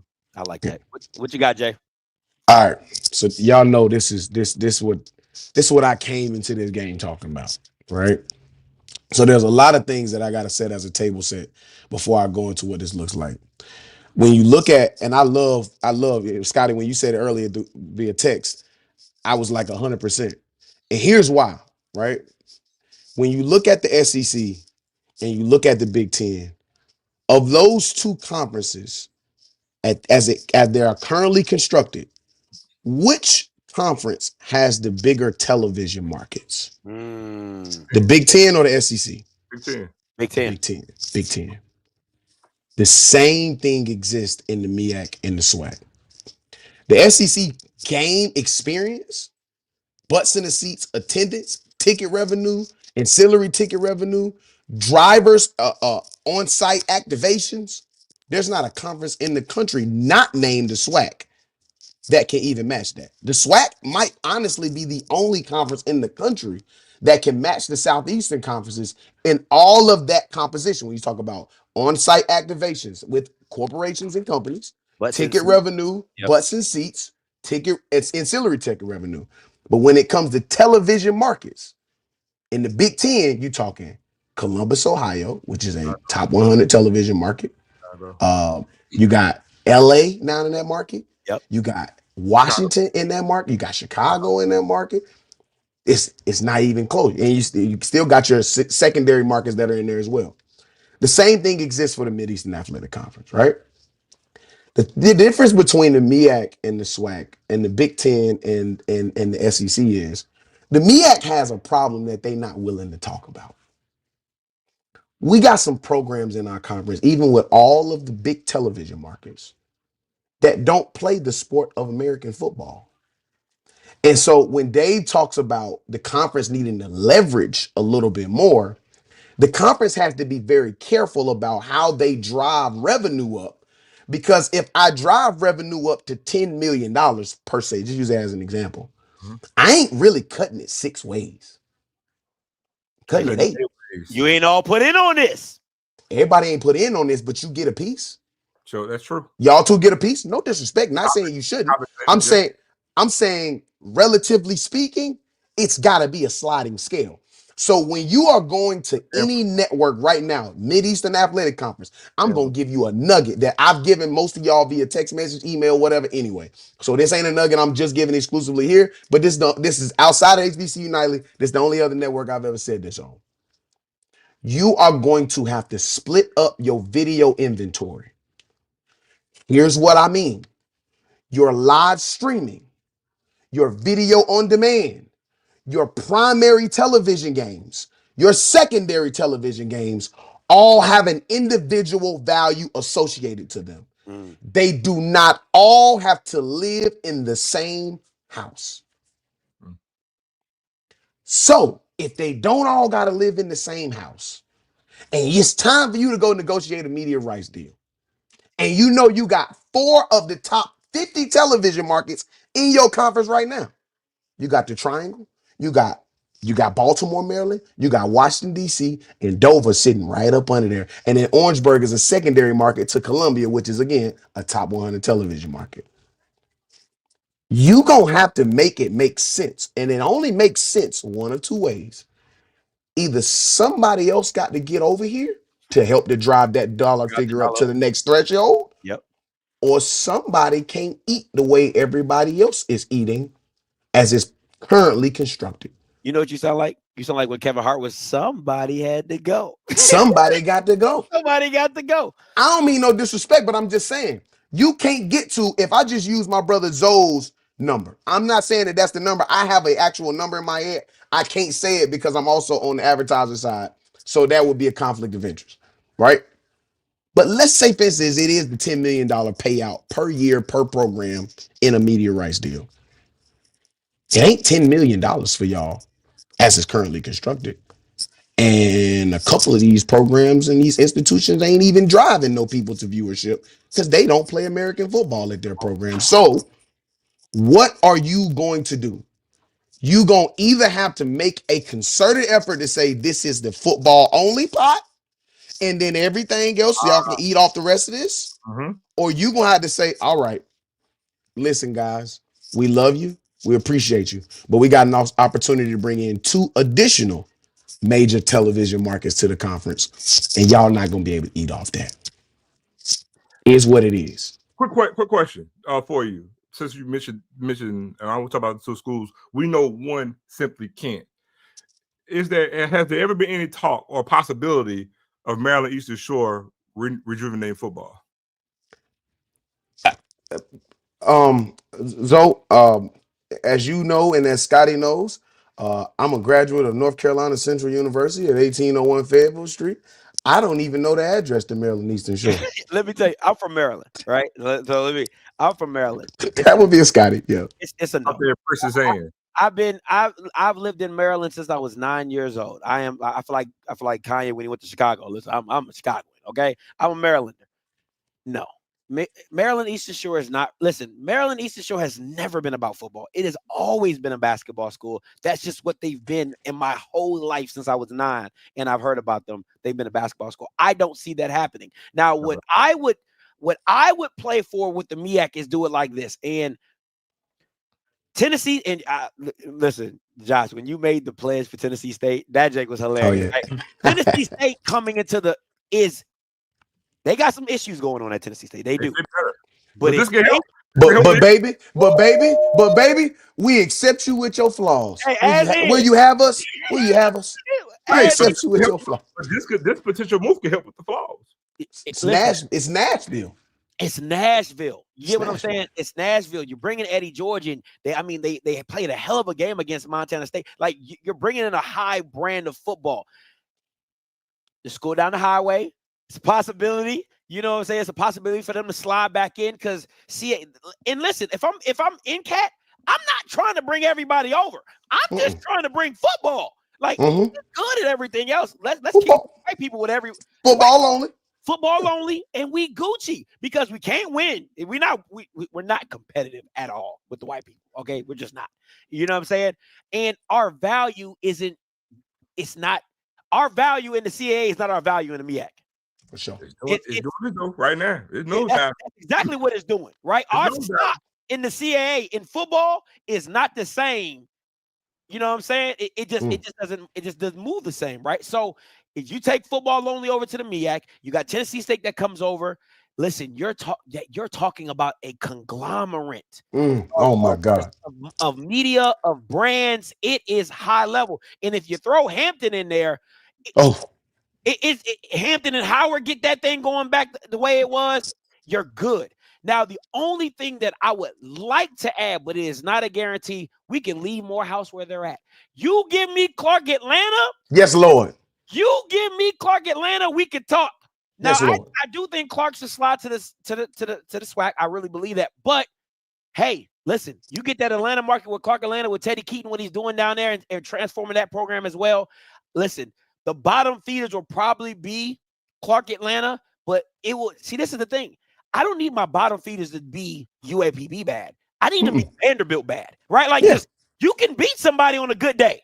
That's all I'm asking you to do is you can beat somebody on a good day, and now you're talking big major markets, you're talking big brands. I'm with Zoe. I mean, if the right maneuver, if you get NCAT and Tennessee State into that thing, I don't see how you're not walking out the door with at least 12 to 15 or 17 million per school. I can't.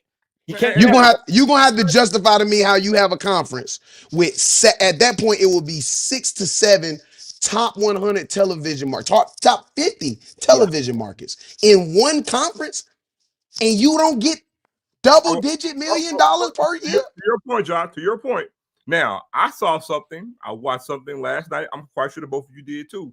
And it dawned on me because the very thing we're talking about. That Netflix game was amazing. I'm sorry. Go ahead. Watch this. But watch this. All of us on the screen have actually mentioned this last year, the year before last. And guess what? Damn it. Everybody in the country saw it yesterday on damn Netflix. That was amazing. It was beautiful. It was beautiful. That was amazing. And guess what? And we all talked about it. But again, 800, it was 600 plus million households, 600 million plus households across how many countries? Across 54 countries. But not even that. Guess what? Every damn, because you cannot buy a regular television. Every television you buy is a smart TV. Yes, every it is. Television, I don't care what brand it is, got Netflix already installed on it. Yes, it does. But where the people lack vision, they shall perish. We've been saying it for 2 years. Yep. For 2 years. Yep. But guess what? So now we're in real time. They showing games on Netflix, but we've also said, guess what? You can do other things. There's Hulu. I remember we talked last week. 2 weeks ago. We said Fubo. You know, there's different entities, but again, it's like because we haven't seen it, then we don't see it. We can't see it. We don't dream because, again, your dream need to scare you. We need progressive because, see, as a people, we naturally are conservative. We got to get out of that. And again, in this new college football landscape, we cannot stand pat. But again, we have to be different. This is what they're showing. And this is why I say this, Josh. And I 100% agree with Zoe and what you're talking about as well, Jay. This is my thing. I'm pitching myself to the Bamas that don't have to make money off advertising. Facts. Give me somebody that makes money. Like what you do TV is like that's play money. Okay, that's play money. That's play money. Amazon, play money. Apple, play money. Right? Yeah. Netflix, play money. Listen, subscription fees, baby. We're gonna get it with or without you, right? Facts. So I know a lot of people are saying they'll say, Josh, Zoe, what y'all talking about? Double digit. Well, if you go to the people that got again, when you're around wealthy people, they'll tell you money is money's a mind thing, right? Yes, it is a mind thing, because you'll be like, well, I don't think they should get 10 million. Well, if you ain't got 10 million to give, you're not trying to give it. Exactly. But if you feel that there's a value and that you can make, because and Josh, you're in the depths of advertising. You're gonna say, if I'm paying $1 million for advertising, I know I'm gonna get $4 to $5 million back on my investment. That's just how business works. So, but Scotty, to add to your point, freaking y'all to say that they don't deserve 10 million. Why don't the black colleges in a conference where 4 of the 6 markets inside of that conference are major top 50 television markets, why don't they deserve $10 million? I think to Zoe's point and to your point, you know what I think? The same people who will say it in the comments and the same people who will respond and say they don't deserve 10 million, I think that the leadership, they going into the meeting rooms with that same mentality. Right. We don't deserve 10. We don't deserve 10 million. That's too much. And they don't that's believe, too much. Again, I said black people devalue black things. When they go into the meeting, like you say, they don't believe they can do it, and they also don't believe their worth. They talk it, but they don't believe it. So they walk in the room with, we gonna come in and say 5 million, but if they give us 2, we'll take it. And that don't make no sense. Makes no sense. It makes no sense, because to me, it's like when everything, and I keep saying this, you can't put a price on culture. You just it's so tangible, and it moves the needle so crazy like that. You really can't put a tangible number. So it's like, let's play with it. Look, I'm gonna say something. It's going to, and we smell blood as advertisers too, y'all. By the way, on the media side, I ain't just talking about as an advertiser. I'm talking about when you walk in the room and we know that you got a number in your head. The quicker you move from that number to the number we actually gonna settle on, we knew you was gonna settle on that number anyway. Because you ain't came in with no confidence and no swag. You ain't convinced me by the way you came in and sat down at the table. You ain't convinced me by how much time you came in and who the people you done came in with. You ain't convinced me or scared me to think that you got some dogs with you that's in that room with you when it's time to negotiate. I know it's a room full of kitty cats, and we gonna push these kitty cats all around this room, and we gonna give them the milk we want to give them. Now, hey, I'm gonna say something. It's gonna appear to be radical, but it ain't. All right.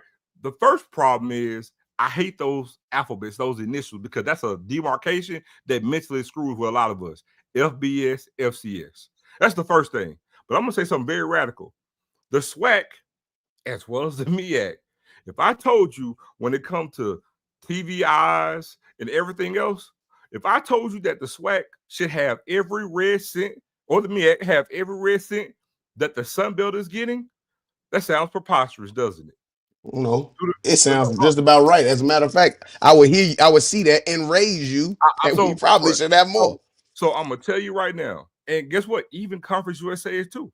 If you look at the parameters of the eyeballs and everything else that fall in line with what they do, TV revenue, the SWAC and the MEAC should have equal value that they have. But see, they look at the schools because they want to devalue. When they say a Valley, they'll say a Pine Bluff, they'll say Southern, they'll say Jackson State. But then it's like, oh, we'll say Southern Miss. Man, Southern Miss can't hold Jackson State jock on no parameter when it comes to TVs and revenue at all. I can mention other schools in that conference. ULL can't fuck with Southern in no shape, form, or fashion. I can go down even Louisiana Tech. Y'all go by names and prop them up, but we go by the eyeballs. And we're doing what they're doing, if not better. Go look at the Celebration Bowl right now. When you look at all the bowl games, and it's been going on for years, go look at the Celebration Bowl. And I want you to line up every bowl game of the season. I want you to see where the SWAC falls at. With the Celebration Bowl. Man, Scotty, put that back up, Scotty. Oh, man. Go ahead, Zo. My fault, Zo. No, I'm just saying. If you look at the Celebration Bowl, where it falls in line with all the bowl games, I want you to see where it ends at. Also, we're going to look at the eyeballs, where they fall in comparison to the other bowl games. There right there shows you your value, but we devalue what we have because we don't believe in what we have. It's like we want to treat our stuff like it's down home cooking, but we want caviar over here. That's the problem. The moment we value our own product and believe in it, as well as the presidents and believe in it, we'll get our due. Because again, it's funny how we talk about Netflix. I watched it last night. All of us on this screen have said it last year about being on Netflix. Damn it, if they can do it, and we said this last year, and they're just not doing it, I mean, what we wrong at? Yeah. Because all they're gonna do now, you're gonna see a hell of a lot more games on damn Netflix. More of them. When we've been said last year, the SWAC and MEAC should be on their product. Point blank, period. Yeah. The Sun Belt doesn't have a top 100 television market in its conference at all. Hey, hold on. That coming right there. Here's the thing. The Sun Belt doesn't get $10 million per year, but they get way more from a television contract than the MEAC and the SWAC. So the point that I'm getting at is that we should be getting equal to or more than what they're getting. Don't let it go over your head. Yeah. Let me get to these callers, man. They've been holding on a long time. Jay, you still good? You got time? Yeah, I'm good. Yeah, I'm good. I'm good. KP coming to you, then TJ coming to you, then Rocky, then Mr. Porter, and then JB. KP coming to you. Wow, what's up, fellas? How y'all doing? Merry Christmas. What's that? What's that? Two quick things, man. Y'all gonna fight over this. Look, with the hires of the new coaches, should the schools, the ADs put in a clause, if they go do well, you know, the big boys don't come calling, give me $1 million for this guy, or give me $500K, so they can take that $500K, put it in the escrow account, and get the next hire, so they won't have to be struggling and you know, digging deep in their pockets trying to get the next replacement like they did. You know, not to say Jackson was wrong, but I think Jackson should have put something in Deion's contract. Hey, you want this man? Pay me $1 million. You can have Deion. I don't know if that's lawful, but business is business. Second thing, with the two hires, do you think the schools, the AD should start looking to keep the schedule black schools, such as a Norfolk playing the Grambling, Norfolk playing the Jackson State, Southern, Delaware State playing the Southern, or FAMU, keep those big matchups, HBCU in-house, or should they still play the white schools? Man, y'all fight over that, man. I'm gonna hop back in the comments, bro. Good show. Enjoyed it. Appreciate you. I tell you what. I'm gonna answer the second one. Go ahead, bro. Okay, on the first one, you can put that, but the thing is to actually get a coach to agree to it. But yes. I'll meet you in the middle. I'll meet you in the middle on that. I think what we should do in this new college football landscape is actually to put that to all the players and any FCS player.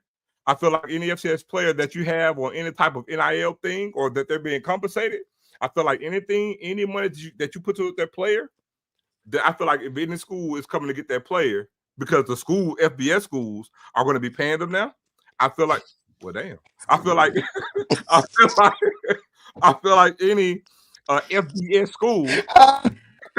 I feel like because of revenue, I feel like they should be able to pay that out for that player to actually leave and jump up to an FBS program. Yeah. To the second question about scheduling, y'all know my stand, man. The MEAC gonna be what the MEAC gonna be. Because we only have 6 teams in our conference. You know, we'll be good to be able to add. You know, you got to consider that we have, you know, we got some HBCU cousins that's not necessarily inside of the conference, but we still going to play them once a year. We're going to play one of them once a year as well. But we absolutely, when we start talking about relevance and building the brand, we absolutely, listen, Delaware State goes out and they go play a Richmond and they beat Richmond. Hey, Josh, they were this close to beating Hawaii. Let's not forget. Let's not act like they wouldn't. They were this close to beating Hawaii, and now Marquis Adams, who was in the portal, I would be surprised if he don't jump back to Delaware State. That's just me, but go ahead. I'm saying, you and me saying the same thing. Dog, we don't act like Norfolk State can't beat some of them CAA schools. Listen, let's be honest now. The last couple years now, I know historically we done had some trouble with the CAA, but last few years, since our bald-headed cousins went over there, we ain't had too many problems with the CAA. All right, you ask North Carolina Central, we done had too many problems with the CAA. We ain't had too many problems with the CAA. You ask South Carolina State if they done had some problems with the SoCon when they can get a game, or with the CAA when they can get a game. Now you add Delaware State and Norfolk State into this mix of playing these CAA schools, playing these Ivy League schools who now they coming back to the FCS playoff. Dog, absolutely. Now I want us to still play them too and beat them, and I want them to come to us and we beat them at the crib too. But I also do want to see us play more games. I want more of our teams in our conference. I do. I want more teams in the MEAC to play more SWAC schools, not only when it comes to you trying to make it to the Celebration Bowl or you being in the MEAC SWAC Challenge. Ain't no reason in the world why we can't get them games going. Listen, I love the MEAC conference. I love how they schedule because I'm going to keep it a buck with you. And I'm going to just keep it a whole real with you. Morgan State should have beat Ohio. They have a quarterback. They beat Ohio. Okay, not the Ohio State, the green one. Okay, with the yeah, Ohio. Yeah, regular right. Ohio. Regular Yeah. Ohio, not Ohio State, right? Those are the matchups that you want a Michael Vick to win. You want a Desean Jackson to win. You want a Trey Oliver to beat. You want a Chinnisberry. Why? Because it elevates your conference, right? The school down the highway, as he calls it, but NCAT, them beating East Carolinas and back in those, it elevated their brand and elevates the conference. You want those games. You want those games to come down to the wire. You go play a University of South Carolina and you lose by 10. That is a great game for your program. And that looks beautiful, man. It looks good. Beautiful. And your kids are getting, again, does anybody not remember Jacoby Durant gets his draft stock off the Clemson game? Two picks off the Clemson game. He gets his draft stock. The coach said it. Everybody knows it, right? So again, I love how the MEAC schedules, and I'm glad, if I'm being honest, I'm glad it's not filled up with HBCU schools because you wouldn't see those Akron games with Morgan State. You wouldn't see those Ohio games with Morgan State. You wouldn't see those the Elon games that y'all play. You those are the games you want to see more of. Howard and Yale, Howard and Harvard. Yeah. You want to see those games because you want to see where your program stands, and what wins in those games elevates your program, elevates your conference, elevates the program. And with these two guys in it, you want to see more of those because I'm telling you, if one of them pull off an upset like that against an Ohio or University of Hawaii or whatever, UCLA the year that y'all went down there to NCCU went down there, if anybody pulls off one of those upsets, oh my God. Hell, this past season, Scotty, we went to Chapel Hill this past season. It was a ball game until right at the beginning of the fourth quarter. It was a ball game. 10-7 game, something like that before you get to the fourth quarter. Walker didn't play the second half of the game. He was hurt with a concussion. But we literally came in there, took the lead, kept it a close ball game, winning the halftime down 3. So you're absolutely right. That's a huge win for the Mid-Eastern Athletic Conference in a way that it might feel a little different than it does in the SWAC. I wish the SWAC was scheduled a little bit closer to that as a totality. Absolutely. There are some programs in the conference that do, but as a conference as a whole, I wish they did. I'll say this too, because I hear people talking about like should the schedule by scheduling SWAC teams. I'll say this. I'm in agreement with you guys, when it comes to scheduling out of conference, and you want to see those tough games, but I'd be remiss if I didn't say this. We say what we're saying now about these teams, whether they're in the MEAC or the SWAC, it'd be a whole different energy if they were winning. Again, if they have success outside the conference, because bear in mind, you don't have a stricter schedule before the season starts. It's what you do during the season. That could change in every year. The example I always give, we talk about, not to get too far, but we talk about like basketball, right? Because it's basketball season. We talk about the NCAA tournament. MEAC is a one big conference. The SWAC is a one big conference. Do you know why I say that? We say that because that's what we're used to. You do know that the MEAC does not have to be a one big conference, nor the SWAC. If all of these teams did great in their non-conference slate, they can be a 2 big conference or a 3 big conference.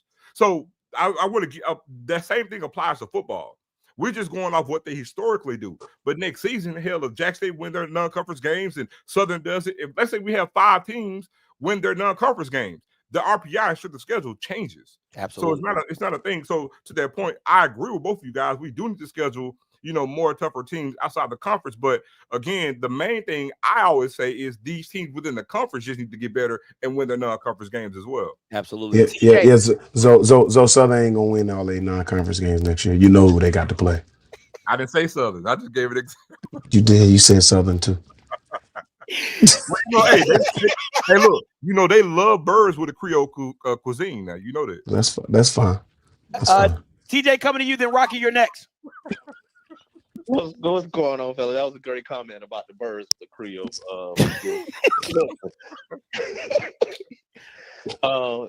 That's just me. I got much love for the state of Louisiana. I spent 2 years in Shreveport. Great food.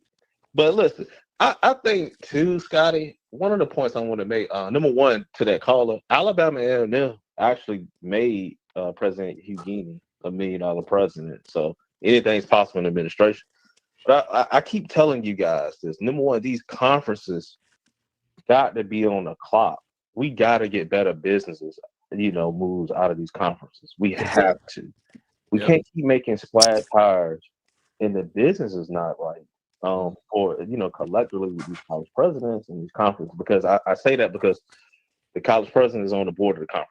We got to get better hires. We got to get better business. And I think that the thing I want to say too, like our campuses, I'm glad Delaware State has the president they have. The president before him did a great job getting school back to a great point. The campus looks great. It's right outside Philadelphia. It was a great hire. Like it just makes sense. But I always say this too. You get a great product when you have a great process. You have a great process. You have a hiring committee. You have strategic moves. You get strategic things. This is what we're seeing. We just got to have better execution now. Hopefully, the press conference will be much better than it was at Norfolk State. Hopefully, the MEAC can say, "Hey, let's get better business done. Let's get these splash hires. Let's make sure we're doing better business on our college campus." And that's what I want to see. I think you guys say like the Norfolk State, Delaware State campus is already top notch, and watch out for the state of Delaware. Watch out what the state of Delaware does. President Allen, he's friends with the Bidens. He's friends with these billionaires. Let's watch out. Watch out for what. Let's see how he takes care of business now. You guys have a happy holidays, and you guys great show again, Scott. Happy holidays, family. Yeah, I mean, you make a good point. You make a great point, bro. There's some business that needs to be increased. One of the things I talk about a lot is us not conflating, doing bad business. We're not doing bad business. We're doing business to the standard by which the NCAA, we're meeting and matching the expectations from a business standpoint of what the NCAA has put out there. But the conferences who really, really excel, they exceed what the bare minimum is. We're certainly not exceeding. We're not exceeding. In some capacities we are, but there are some components of business where we just flat out need to get better. And if we be honest, right idea, we might have the wrong person in the wrong seat. We might not have the right person in the building at all at the conference office that really, really understands how to push the pendulum and really, really push the margins for what needs to happen. And I've said this multiple times about the MEAC. Just not having the right person in the room talking media rights and advertising hurt you, and it's gonna hurt you. Right? Like spend $100,000 salary to go get the right person. Right. Great point. Great point. And I want to add to that because, and some of you guys may know, working in administration, that's on the campuses also. When we don't do things the right way, we hire the wrong person or the wrong persons. You get that, and then it goes up to the conferences, or it goes up to other committees, or it goes up to the state houses. That's what we get, and I'm glad you said that. Like 100%, right? We may not be doing totally bad business 100% across the board. We may have the wrong person in the room, but that starts on the college campuses, and it goes up to the conferences or to whatever other business. At least from my eyes, from how I see it. But you're 100% correct. You go ahead. I'm sorry. No, I was saying you're 100% correct, bro. I was gonna say because you know that side that I don't know. The average side. Like I always tell Scott when I call in, I always talk about the administration side. I don't see it on our campuses, on our HBCU campuses. We do not do business from star A to Z the right way sometimes, man, and it trickles down. But I'm gonna sit back and let you guys talk, man. I enjoyed the show as always. Thank you guys for letting me call in. Hey, anytime, TJ. Appreciate you, Brody. Well, I was going to actually add to that was that, the problem that we move in with all the business decisions and things that we make is that we move in comfort, and we aren't dreaming big, and we move in comfort and we don't dream big. I mean, it's not me speaking off feeling. Again, I go by data because I can easily add, and Josh, you here, I'll ask this question. I've asked it, on my old platform, and I'll ask it to you guys now. And it's the end of December, so next week we're talking about is 2025, right? So I'm going to use a 25-year age gap, right, from the year 2000 to 2025. What tangible thing, we talked about this last time, Scotty, what tangible thing since 2000 have you seen change from the MEAC and from the SWAC? Television rights and everything that you want to touch. What tangible thing have you changed? And I guarantee you in 25 years, whatever it is, it's going to all be on one hand. That is a problem. That's a problem. That's a problem. Look, Dog Zoe, I was around again when the ACC did their brand new media rights deal.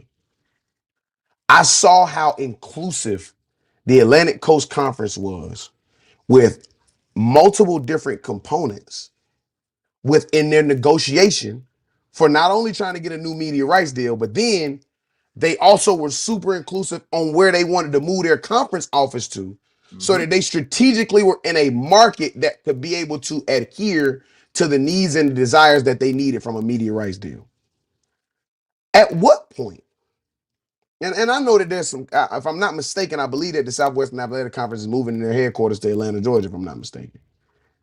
But to me, how much later? I know Mike is up there now. I know he's gonna bring a lot of attention, and it's gonna be some. But dog, I mean, if you really think about it, and I must say this, dog, how serious are y'all taking these negotiations? This should be focus number 1 through 1,000 right now. Yeah. Nothing else even matters. Getting this right sets the Mid-Eastern Athletic, who the Mid-Eastern Athletic Conference will be in 20 to 30 years. What my children will see this conference as is going to be built off of this new media rights deal. That's a fact. What the Southwestern Athletic Conference is to us today, what the Big Ten is to us today, was from media rights deal, 2 media rights deals ago. The 90s wasn't the highlight period of the SEC. But the media rights deal they negotiated in the 90s, in the early 2000s, in the 2010s, and then this newest one they just got done. This is stuff that they started strategically building out 20 years ago. When we gonna start making approaches like that? And I can't speak from the SWAC side. I can only speak from the MEAC side. You're right. When you gonna start negotiating for not just today, but 20 years from now? If the number ain't gonna be 10 million a day, let's say for instance it ain't, then how do we set the terms so that we make sure that the next time it is? If the terms ain't gonna be 10 million a day, it gotta be. Then we gotta start playing with. We gotta hit them. You gotta do it like LeBron deals, right? You gotta be on them LeBron 2-3 shorter years, terms, higher numbers. Exactly. That's the only way that makes sense, because you don't want to do that because you don't know how long you're going to have these guys, right? So you would like to get a 5-6 year deal if possible. Why? Because of, hey, if Vic leaves in 3 years, or if D-Jack leaves in 3 years, we still got another 3 years to figure out what we want to do on the back end, right? And setting it up. But if you're not getting the numbers you want, and you want a higher return, you got to shorten up those deals and bet on yourself to get it right. But again, that holds the conference office at a higher accountability level, because we got to be ready for the next. We got to be setting ourselves up. And again, it goes to, it's all the ancillary things. And this is what I'm saying about that, is the MEAC and the SWAC have to start looking at their things as a 360 deal, right? Thanks. You need to have an SEC network, a Big Ten network. That has to be a part of these deals, to where you can go watch some of these old school games, which have a lot of value. And you own them. You own them. Them old classics. You have to figure out multiple ways to make your product known outside of just what you did on Saturday. What about? And I talked about it. I told you that. In the 15 years. Prime example. And I know y'all gonna make a joke about it, but I'm just to your point, Scotty. I've watched Celebration Bowl about 10 times already. Prime example. I watched about 10 times already. So again, what if you own that game? What if you own the rights to the content of that? You see what I'm saying? Yeah. And same thing with the MEAC. Same thing with the MEAC. If you own your product, and guess what? I mean, I didn't even say this, man.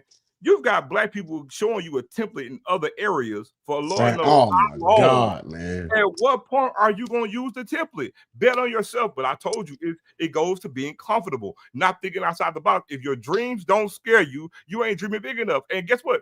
This is not a singular thing. We're talking about a conglomerate of institutions, and we're talking about moving them further ahead than what we did, to Josh's point, than what we were 20 years ago. Again, you can sit down right now as we're talking, they get the 80s and the presidents tomorrow in Birmingham, Atlanta, wherever, and say, okay, look, what have we done in the past 25 years that's relegated major change outside of moving our offices to Birmingham? Okay, you know what? What are our plans for the next 10 years? What do we want to do, and what does that need to look like? But think about it, but guys, think about it even like this, right? This is the part that bothers me. I'm an entertainer, like I'm a media guy. Why can I not turn on something and say, I want to watch a recap? I want to have explain to me why there is no major platform or a built platform to where you can go watch two people debate HBCU sports. If it's basketball, if it's baseball, any of those things. That is my issue, because there's so many platforms you can put it on for free. Why aren't you? And you automatically got the eyes because the people gonna come and watch their school. You automatically get the eyes. You are a conference office. If you promote it and you make your other schools promote it, you automatically gonna get the eyes. It just doesn't make any sense to me. Why is it always, well, we want ESPN to come down here, or we want this to come down here? No, But Scotty, you know what? I love using this as an example. 10 years ago, the ACC, 15 years ago, the ACC was still airing games through Jefferson Pilot. For some of y'all who may not remember who Jefferson Pilot is, I know everybody on this screen, y'all remember Jefferson Pilot. They still was airing games through Jefferson Pilot. You go to watch an ACC football game, and this is the reason why I started with, you got to break up the video inventory. You can watch an ACC football game on ABC if it's prime time enough, if it's a big enough football game. You can watch it on ESPN. You can watch it on ESPN2. You can watch it on ESPNU.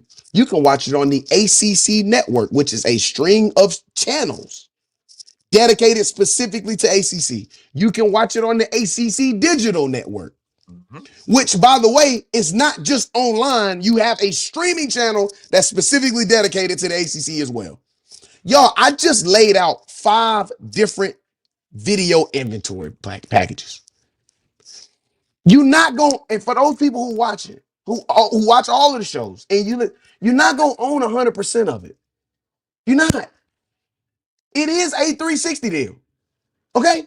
I know in our community, 360 deal sounds so bad. It ain't as bad as you think it is now. All right, we got all the information. We all have the information on what a 360-degree deal is. It is, I get a piece of every single thing that you do. But that don't stop you from being able to negotiate reasonable terms. Hey, I'm going to sit in a 360 deal with you, Fox, NBC, Netflix, for 5 years. Or I might not do a 360. It's all leased. It's on lease. It's all leased. They paying you for the luxury of showing your content. It's all leased.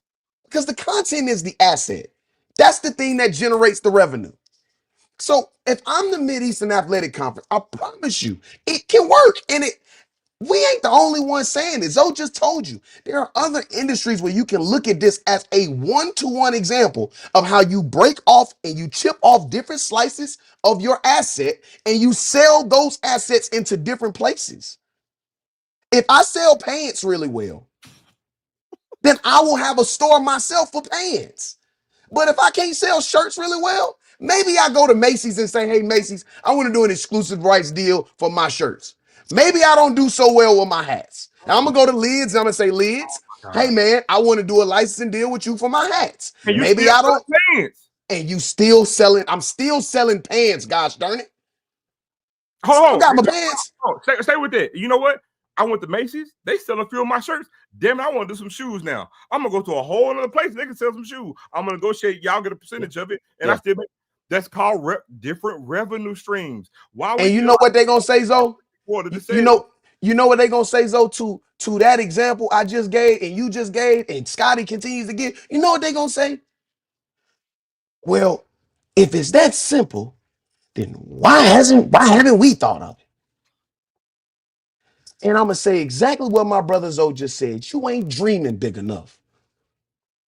You using that pea brain side that you got, even instead of using the brain that God gave you, the size of the brain you got, you're only using the pea size of it.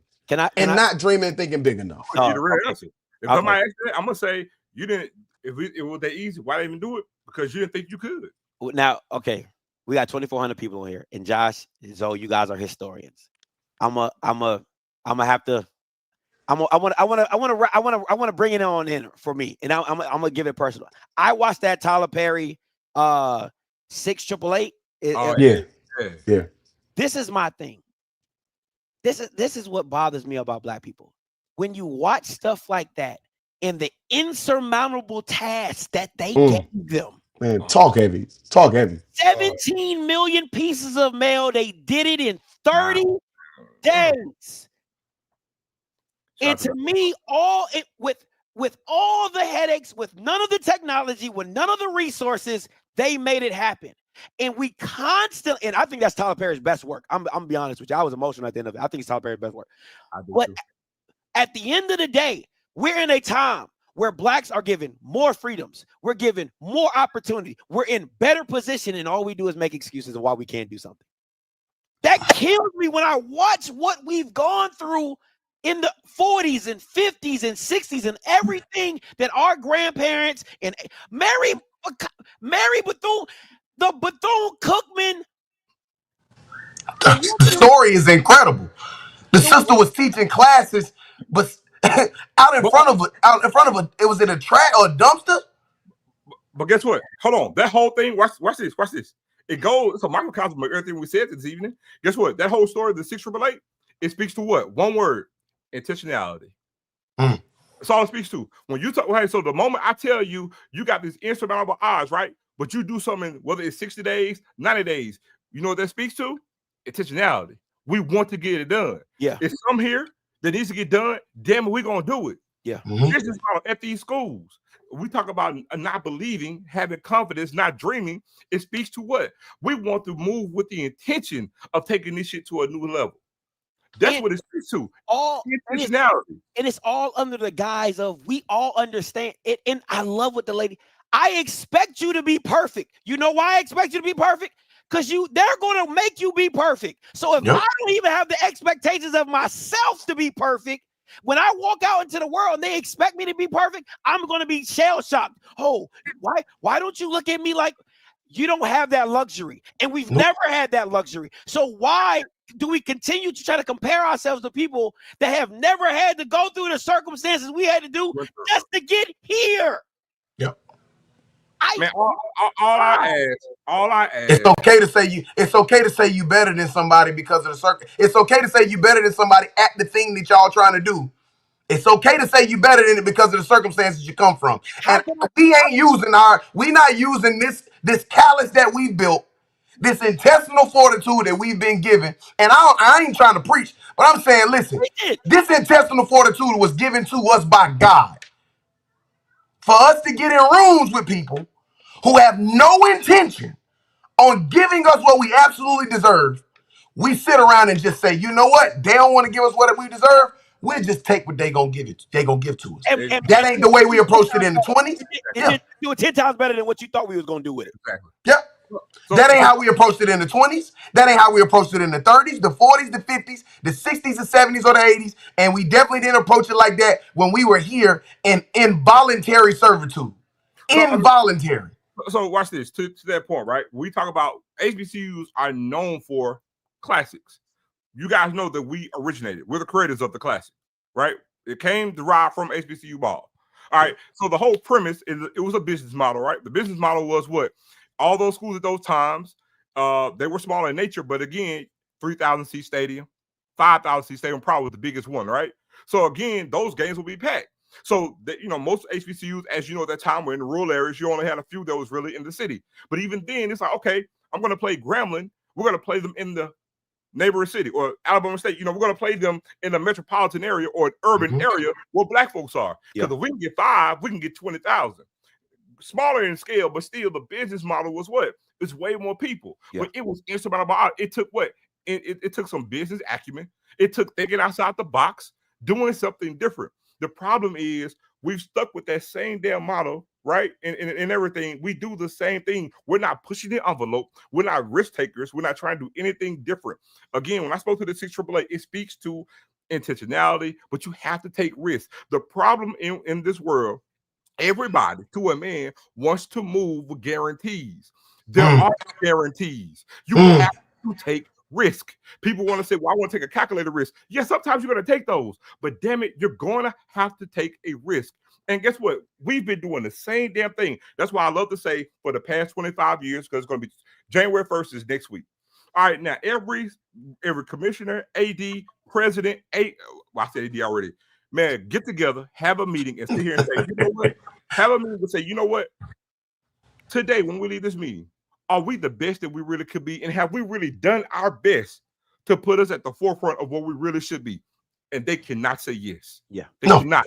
Can they say they're doing the work? Yes. But guess what? We're nowhere near what we should be. And everybody who can hear my voice knows it. We're nowhere near the best that we could be. We got a whole leapfrog of a way to go. And the bad part about it is there is no vision to get us there. It's lip service, because I'm real big on data. The data says, I don't care what anybody says, the data says that whatever they're saying is untrue. Because in 25 years, and I'll ask you guys again, what tangibly have you seen in 25 years that says we're making some progress here and we're taking us to a new level? Because I see better than I hear. Facts. What is it mean? And this is the thing, right? And going back to your 25 years and going back to what you said, Josh, about the media deals done previously are where we're at now.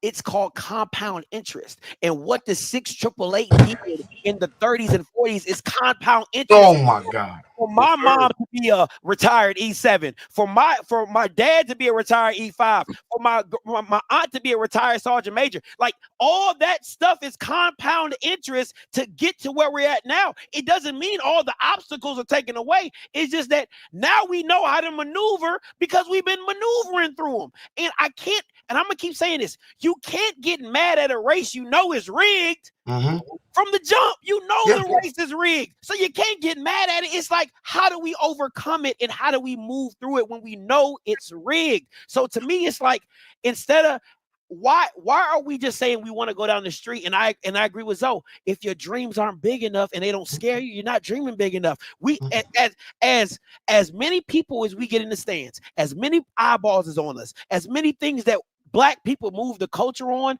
we should be shooting towards the moon. Josh, I'm gonna give you the last point. I'm gonna get to a caller.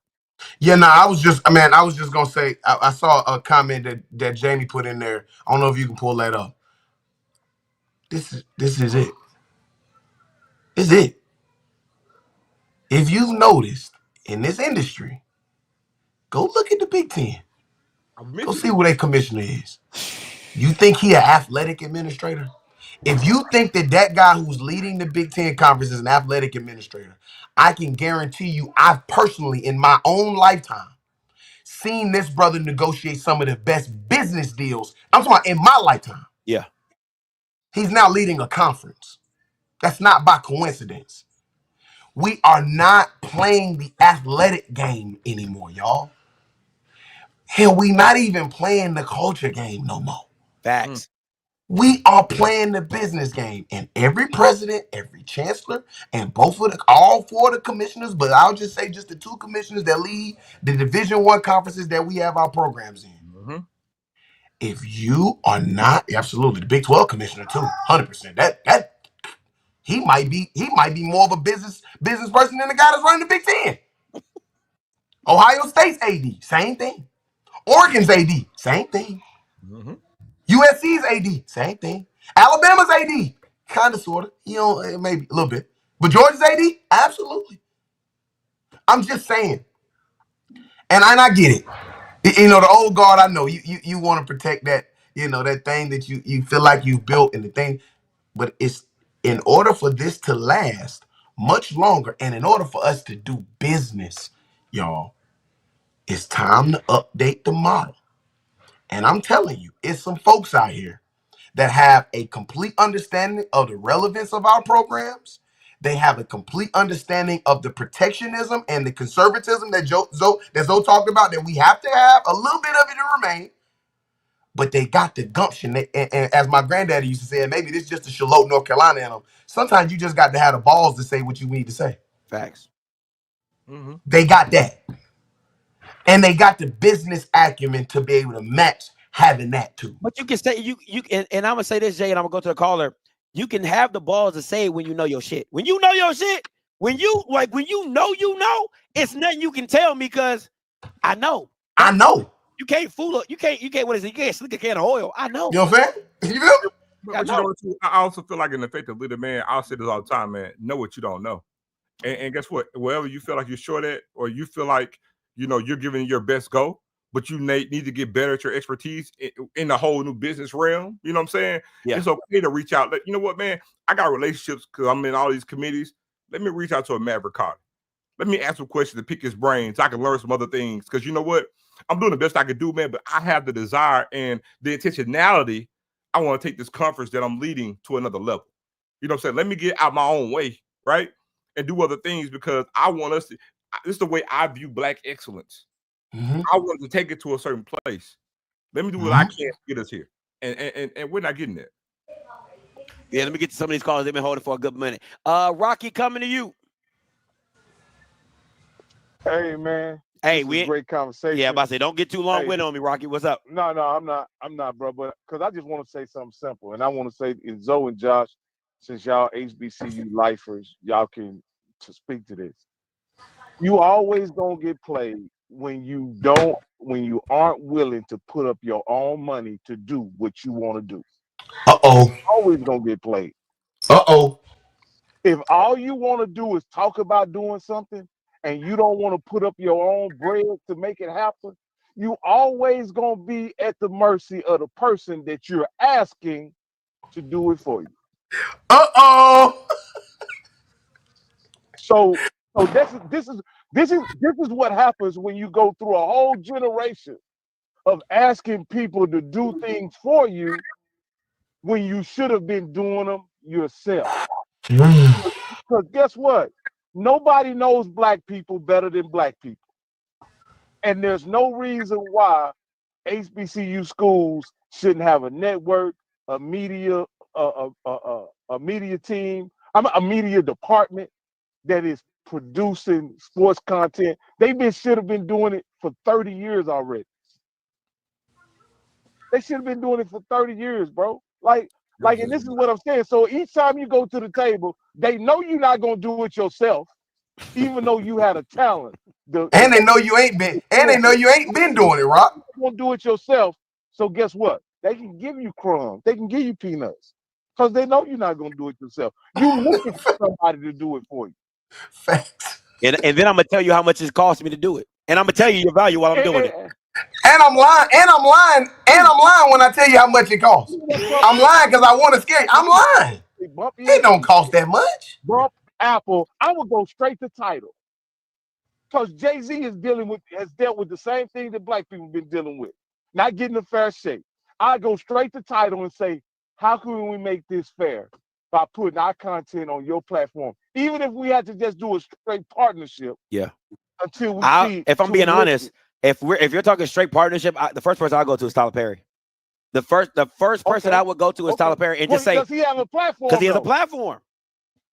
You know what I'm saying? And he has connections to all the Netflix, the BET Pluses. You see what I'm saying? So it's like if we're talking straight partnership, 60, because Tyler Perry, he gonna get majority, he gonna take a 60-40 cut. That's just Tyler Perry, right? That's what he gonna do. That's what Tyler Perry gonna do. All right, he's always gonna be the most. He's gonna always have the most ownership in it. So because he has the most leverage. But if we're talking about 60-40 split, and if that's with the deal and the media and the advertising, and you're gonna get the eyeballs with Tyler Perry, then talk straight partnership. But if you're talking 360 deals and you go to Josh's route and you go talk to an Apple, Amazon, and Pluto and all those guys. But go ahead, Rock. My bad.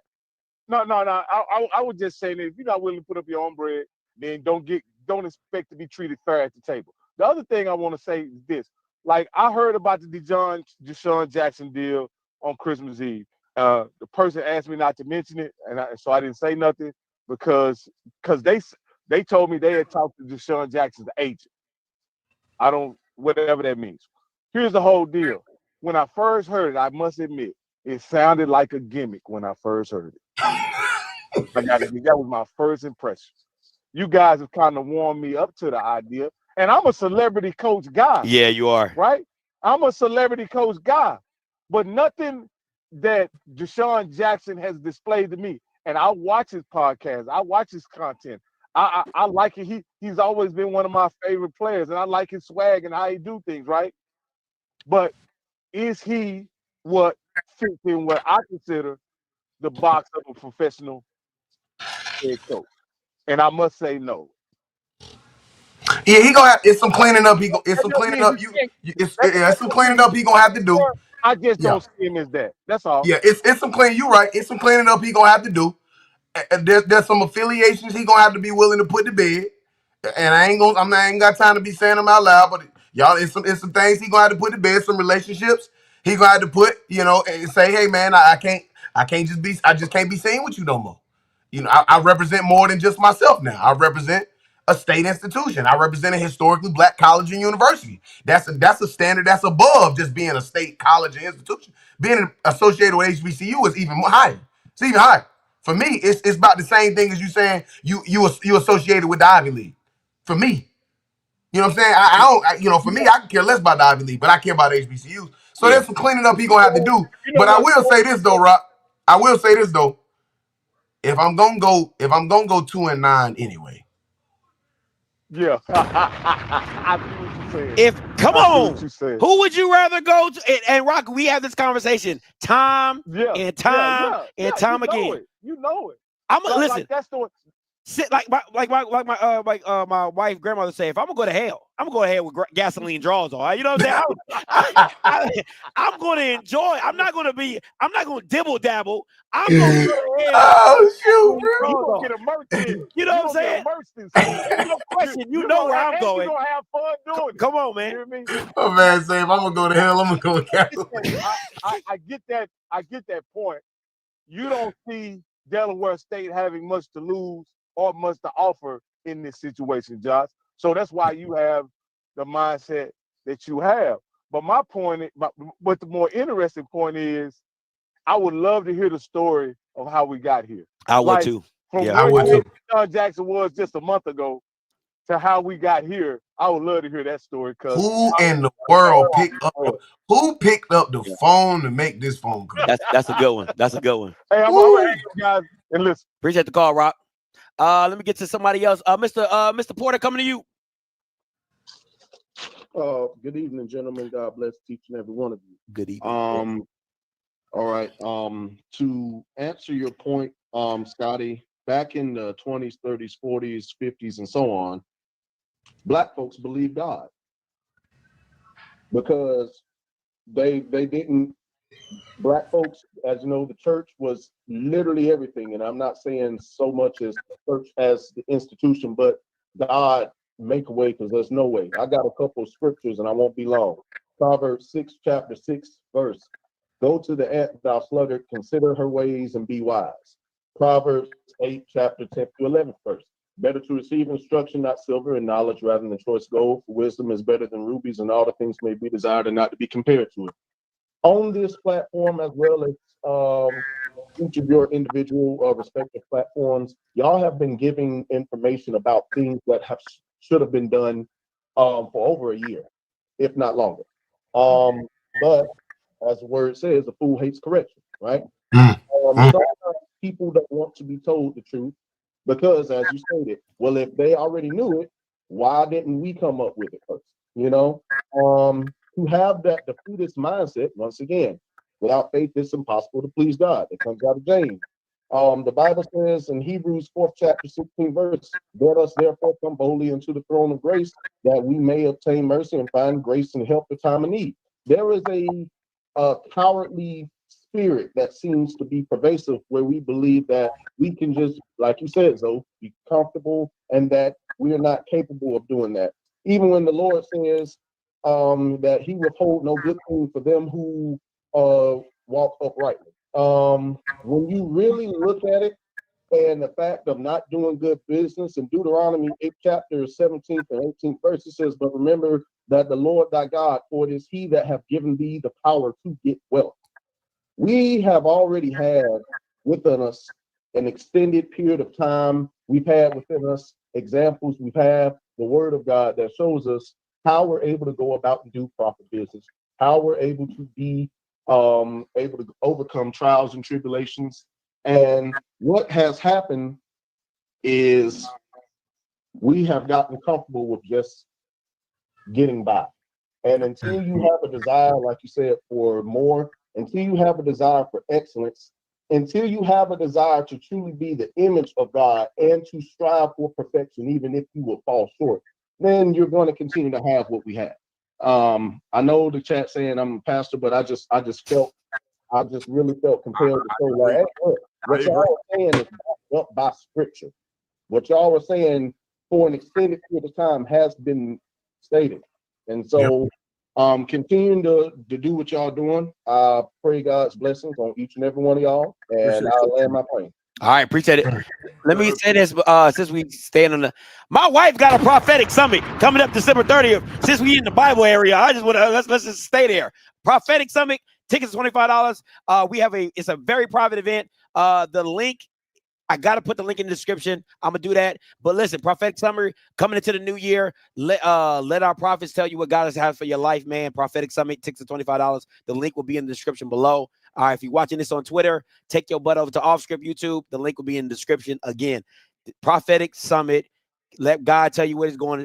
Everybody will receive a prophecy on this call. It's a very private event. Tickets are going fast. I think we got about 20 left. All right, so make sure you tune in and make sure you go. All right, so great transition for that. I was gonna say, man, look, I appreciate him calling in, and basically to kind of sum it up, what we've all said on screen and the way he actually alluded to when he called. If I have to give an example of what we've been doing all this time, and I keep going back to 2000 because I want to give an example of a time frame that's passed by and what we've done, and that is, and I'll speak to what the commissioner said in the SWAC later on, but basically a microcosm of we've just been existing. We're not living. That's a great example I want to give to it. We're existing in this HBCU space. We're not living. What I mean by living, I'm talking about thriving and pushing the needle to strive and be our best selves. People could say, they may say, well, no, that's not true. So we're doing it in this one aspect. I'm like, no, we're talking about big scope in the whole totality of it all, right? Now, granted, the schools are doing great. They're great HBCU schools, right? Like Josh says, we view them as Ivy League schools, but we're not talking about the academic side. We're talking about straight football and straight athletics. And when it comes to that, and look, sports is the front porch of the university. Trust me when I tell you this. And the microcosm of it all is we're just existing. We're a shell of ourselves. We're not the best version of what we could be. And all of us, in all ways, we tell everybody, man, look, strive and be the best that you could be. We're not seeing that. And when I get to what the commissioner said for the SWAC when he was at the board in front of Southern, we talk about, the money received and how they're doing this. Like I say, man, I see better than I hear. What tangible are you seeing? Because here's the thing. We gave that example. You say, well, hey, how much money should the MEAC get with this new television deal? Josh, and I didn't ask you. And I ask you, Scotty. If each school in the MEAC was getting $10 million from the conference, it's going to look like something. It's going to look like something. Not after 1 year, but if you're getting that year after year after year. Forget that. No. Year one is going to look like something to us. You feel me? Hey, man. Hey, we got that $10 million is earmarked right now. That nutrition nice, okay? That's going to be nice. Real nice. So the point that I'm getting at, it's and I hear, we reap the most money. And I'm not saying that somebody's, misspeaking or telling falsehoods. But what I'm saying is when you get to a certain price point of money, I see better than I hear. When you say that, and this year after year, it's going to look like something. It might not look the same to every institution, but you're going to see it. Yeah, that's what the nature of being a human being. When it's coming in like that, no, everybody's not gonna be flashy, things of that nature, but you're gonna see it because you're gonna see growth. You're gonna see growth. You're not seeing it. That's why I say I'm a youth since 2000. That's 25 years. You ain't seen it. Yeah, nowhere. That's a fact, though. All right, let me take these last two calls and we'll get up out of here. JB coming to you, and then 0851. What's up, JB? Hey, Scotty, how you doing? What's going on? The numbers, Zoe, Josh. Hey, real quick, JB, real quick. Hold on, real quick. Don't be no Debbie Downer, bro. Yes, I'm all right, because you love. I hear it in your voice, JB. I hear it in your voice. Being a Debbie Downer. All right, go ahead. I'm going to say is a couple things. Number one, thank you for talking about the $10 million year contract. I'm going to say this. Hopefully that the leadership who's doing this understands the business of athletics. Because you're into the business of athletics, as you guys mentioned earlier, you can go and ask for that $10 million. So hopefully that the people who are at the table ask for this money, hopefully that they're hopefully they see the kind of product that we have, and they probably get the money for this. And then the second point is, of course, I'll be quick as well about this. And this goes to the people at Delaware State everyone. Folks, this is about athletics. This is not about the AD. It's not about the president. This is about your athletic program when to take off. And that's all I got. All right. Oh, wow. Great Okay. points. Great points. Hey, great point. All right. 0851 coming to you. Hey, how you doing? Great show today, Scotty. This is John in Houston. I just want to say first, I'm gonna give you flowers while we're here. You know, you ain't playing fair with the haters. Your show, your product is definitely anointed, and I respect all of you guys on the show. All of you guys are great for the HBC arena, and all of your products are anointed. And my hats off to you, Scotty, you and your wife, and what she's been able to bring change about in you that we've had a front row seat to see. And I just wanted to say that first. You know, in the NCAA arena, have you heard rumblings of the billionaire class coming into the college sports? Yes. Has that been something you've heard? Yes. Now, Zoe just said something a minute ago about us being prepared for our future, and it was he almost took my fire, but I want to add to it. You know, with the billionaire class coming in, HBCU as a whole has always been behind the eight ball in competition with other divisions, whether it's because, like you said earlier, not having the right people in the right place, or sticking too long with the wrong person, or just being closed-minded and not thinking. But when you have, for example, esports, they did it already in esports. Magic Johnson put $20 million in. Shaquille O'Neal put $32 million in. Steph Curry put millions of dollars in. All these different black athletes put money into esports. It was even partnering with the owner of the New England Patriots and all these others. So what I'm saying is this. You know, if the NCAA is going into that, and part of our problem in HBCU is not having the right infrastructure in place in order to do deals, but also level out instead of requiring or trying to compete in NIL, because we're not going to win in that because our black businesses don't support black HBCUs like they should. And there's nobody out here beating the drum saying, hey, you know, you need to, we don't have an Al Sharpton type person out here other than you and maybe Roland Martin sometimes talking about black businesses investing and doing their fair share and getting back in touch with HBCU. So what I'm saying is this, with the coming changes that's coming out of the pipe in the NCAA, there's an opportunity for those black people that wanted to become owners of NFL and NBA teams to come in and form groups and then either buy or take over the funding of the conference to equalize our pay, you know, certain pay standards for certain positions, and also help taking over the negotiation for TV rights to repay that money and turn a profit and build a brand at the same time. The other thing is this: where can somebody go and see what the standards and requirements for the SWAC? Because here we are, year 2 or 3, and Bethune-Cookman still just got a straightaway on their track. So what is the standard for the SWAC? What is the standard for the MEAC?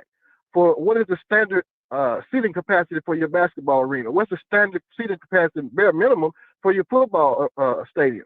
What are the standards and requirements that the SWAC is enforcing or pushing schools to improve? They talking, it's the commissioner come out here and talk about this money he gave, and like I said, I don't see it. Oh, okay, hold on. Okay. How can I hold you to a standard that I can't hold myself? See, that's the issue. Hold on. How can I hold my institutions to a standard that I'm not holding the conference to? Because it's like a parent telling you what you should do as a parent, but them not doing it as a parent, right? So it's like, hey, you want us to have a standard of how many of this and how many that, and I'm like, yo, where's the standard of advertising? Where's the standard of negotiation? Where's the standard of TV count? Where's the standard of just across the board? The video quality across the board in the SWAC is not even at a standard. In HBCUs, it's not a standard. So again, but my thing is it's hard for somebody who doesn't have a standard for themselves to then put that standard down to the rest of the institutions. That's my pushback on that. But who else's job is it other than the commissioner to impose standards and communicate that across the board so that school universities know how to spend their money to get up to standard? I mean, it's not just HBCUs, it's across the board in black communities across America. When you have cities that are not putting compliance out for rental housing, and you have a 2-bungalow house of 17. I ain't got time for all that. My thing is this. Go ahead. I'm going to touch on one part of it because he mentioned about. So let me just say this: when it comes to attendance or size of the stadiums, it doesn't need to be a set standard. When it comes to every stadium needs to be a certain size. What I can say, and we can get subjective, is no, we just want to look at upkeep. Just proper maintenance, and make sure because it's not about the size. Because again, every school is different, every state is different, everybody has different regulations to what they want to do. For example, like Norfolk has a 30,000 seat stadium, by far and away the biggest stadium in the MEAC. But hell, and they lead the conference of attendance. I didn't even know that. But then, you have smaller stadiums, but they fill them up. Everybody doesn't need a 30,000 seat stadium. They're not in the same metropolis. Everything is different, right? The thing is to take care of what you have. Make it be the best of what it can be. It's not about size, it's about quality. You know what I'm saying? Guess what? In the SEC, everybody doesn't have a 100,000 seat stadium. Vanderbilt is just now breaking like $400 million on a renovation of their stadium. Their stadium is going to actually decrease in size to about 36,000. Northwestern doing the same thing. So again, it's not about everybody needs to earmark for the same thing, but you need to take care of what you have and provide proper maintenance and make sure everything looks good. So that's all I wanted to say on that. Everything has to be the same size. To me, it's like this. It's like dress to impress. And my issue is like, I'm gonna use this analogy and I apologize. It's like, listen, man, if you gotta stroke with what you got. You get what I'm saying? Like I can't worry about if you got a 30,000 stadium and I got a 5. I gotta work with what I got, and I gotta be good. Oh my God. I gotta be good with what I got. You know what I'm saying? Damn, bro. You should say no Diddy on the front end. No, I should say no Diddy, right? On the front end. No Diddy, right? So I can't be. But again, can we teach everybody how to stroke? Yeah, I can give you the manual. I can give you the manual of what you're supposed to do. But hey, bro, did you say you can give a stroke manual, bro? Demonstration. You know what I'm saying? But you're gonna have to use it your way. You know what I'm saying? Damn, bro. In the military, the rule is you can add to, but you can't take away. Right? That's the rule in the military. You can add to, but you can't take away. So the bare minimum standard is, you know what I'm saying, is you got to give some pumps. You know what I'm saying?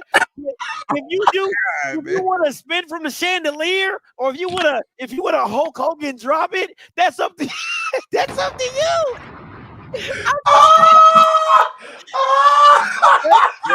That's your prerogative. You know what I'm saying? You're stroking and pumping, dog. You get it. I'm just saying. You give us. Hey, bro. Come on, bro. Don't pump, man. I'm just saying. Hey, bro. Oh, bro. Either I need to grow up, bro. That was the craziest work ever, bro. I swear to God. Sometimes you gotta pop out and show niggas. Certified boogeyman. I'm the one that. Sometimes you gotta pop out and show niggas. Hey, boy, you wild, boy. Hey, you wild. But I feel what you're saying, though. I feel what you're saying, but I swear to God. I'm just saying. No, hey, but setting the stroke limit is crazy. Hey, but man, listen, bro. I'm gonna tell y'all this now. There's not a world where North Carolina Central is gonna have a 30,000 seat stadium. You hear me? It's not happening. All right. Listen. 10 minutes, 6 minutes down the road, Duke is playing on Saturdays. 10 minutes down the road, Chapel Hill is playing on Saturdays. 15 minutes down the road, NC State is playing football on Saturdays. As well as Shaw plays their college football games in Durham as well, even though they're in Raleigh. Like, dog, and then, ain't no, bro, I'm just saying, bro. Our alum come to the game. We make our 10,000 seater, our intimate stadium. I call it intimate. We make our intimate stadium look great. All right. You know what I'm saying?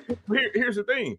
But what you do in time, right? They can still renovate and beautify the stadium to make it of what it is. Which is what we've done. Like we've added the cabanas inside the stadium. We got the brand new Chancellor Suite, which is 3 floors, beautiful right there in the corner. They done cut the grass down. Now you can sit on the hill. We already had the auxiliary field. You can watch the game from there. You can watch the game. Man, it's beautiful on game day. But it's intimate though. You know what I'm saying? Prime example.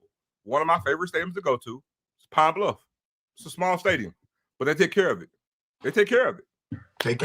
You the only person that's gonna be like, oh yeah, I love going to UAPB. That's like I love going to UAPB. Who says that? They do. Hey, bro. I love. I do kind of love going to. I ain't even gonna lie though. I do love going to Morgan State Stadium though. Morgan Stadium, it's all right. It's straight. Listen, I'm gonna pull this picture up in a little bit, and I want y'all to see this. Y'all gonna go crazy, but don't do them like that. No.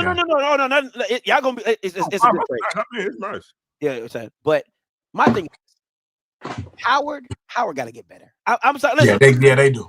You can't. I'm gonna say this until I can't say this no more. You can't be charging $50,000. That's a heart transplant. You can't be charging $50,000 and you got stadium seats like this, like we on Spirit. That's a negative. That's a negative. But watch this though. But watch this. We're all in agreement. Howard needs to upgrade their stadium, but they don't have to be a bigger stadium. No. We just gotta be nicer. No, just upgrade. Just upgrade. No, you can't keep using it. It's historic. You can't keep saying that. You know what I'm saying? Oh my God. Marcus Garvey said right here, it's historic. I don't care. My knees should not be at my chest trying to watch a football game. KJ from JSU coming to you. What's up, Scotty? What's up, KJ? Talk to me. What up, KJ? KJ, what up? Hey, what's going on, y'all? Great show. Scotty, I'm glad you staying because you definitely staying. I ain't think you. Yeah, he definitely staying. He ain't going nowhere. We ain't let him go nowhere. So, but all I wanted to say, and this is for like the people that are be newly entering this space, the HBCU space, the podcast space, all of that. We welcome you. Glad you're here. Glad for the support that you're going to give these schools and these players. But I will say this, and this is especially to the Black people that are going to be newly entering this space.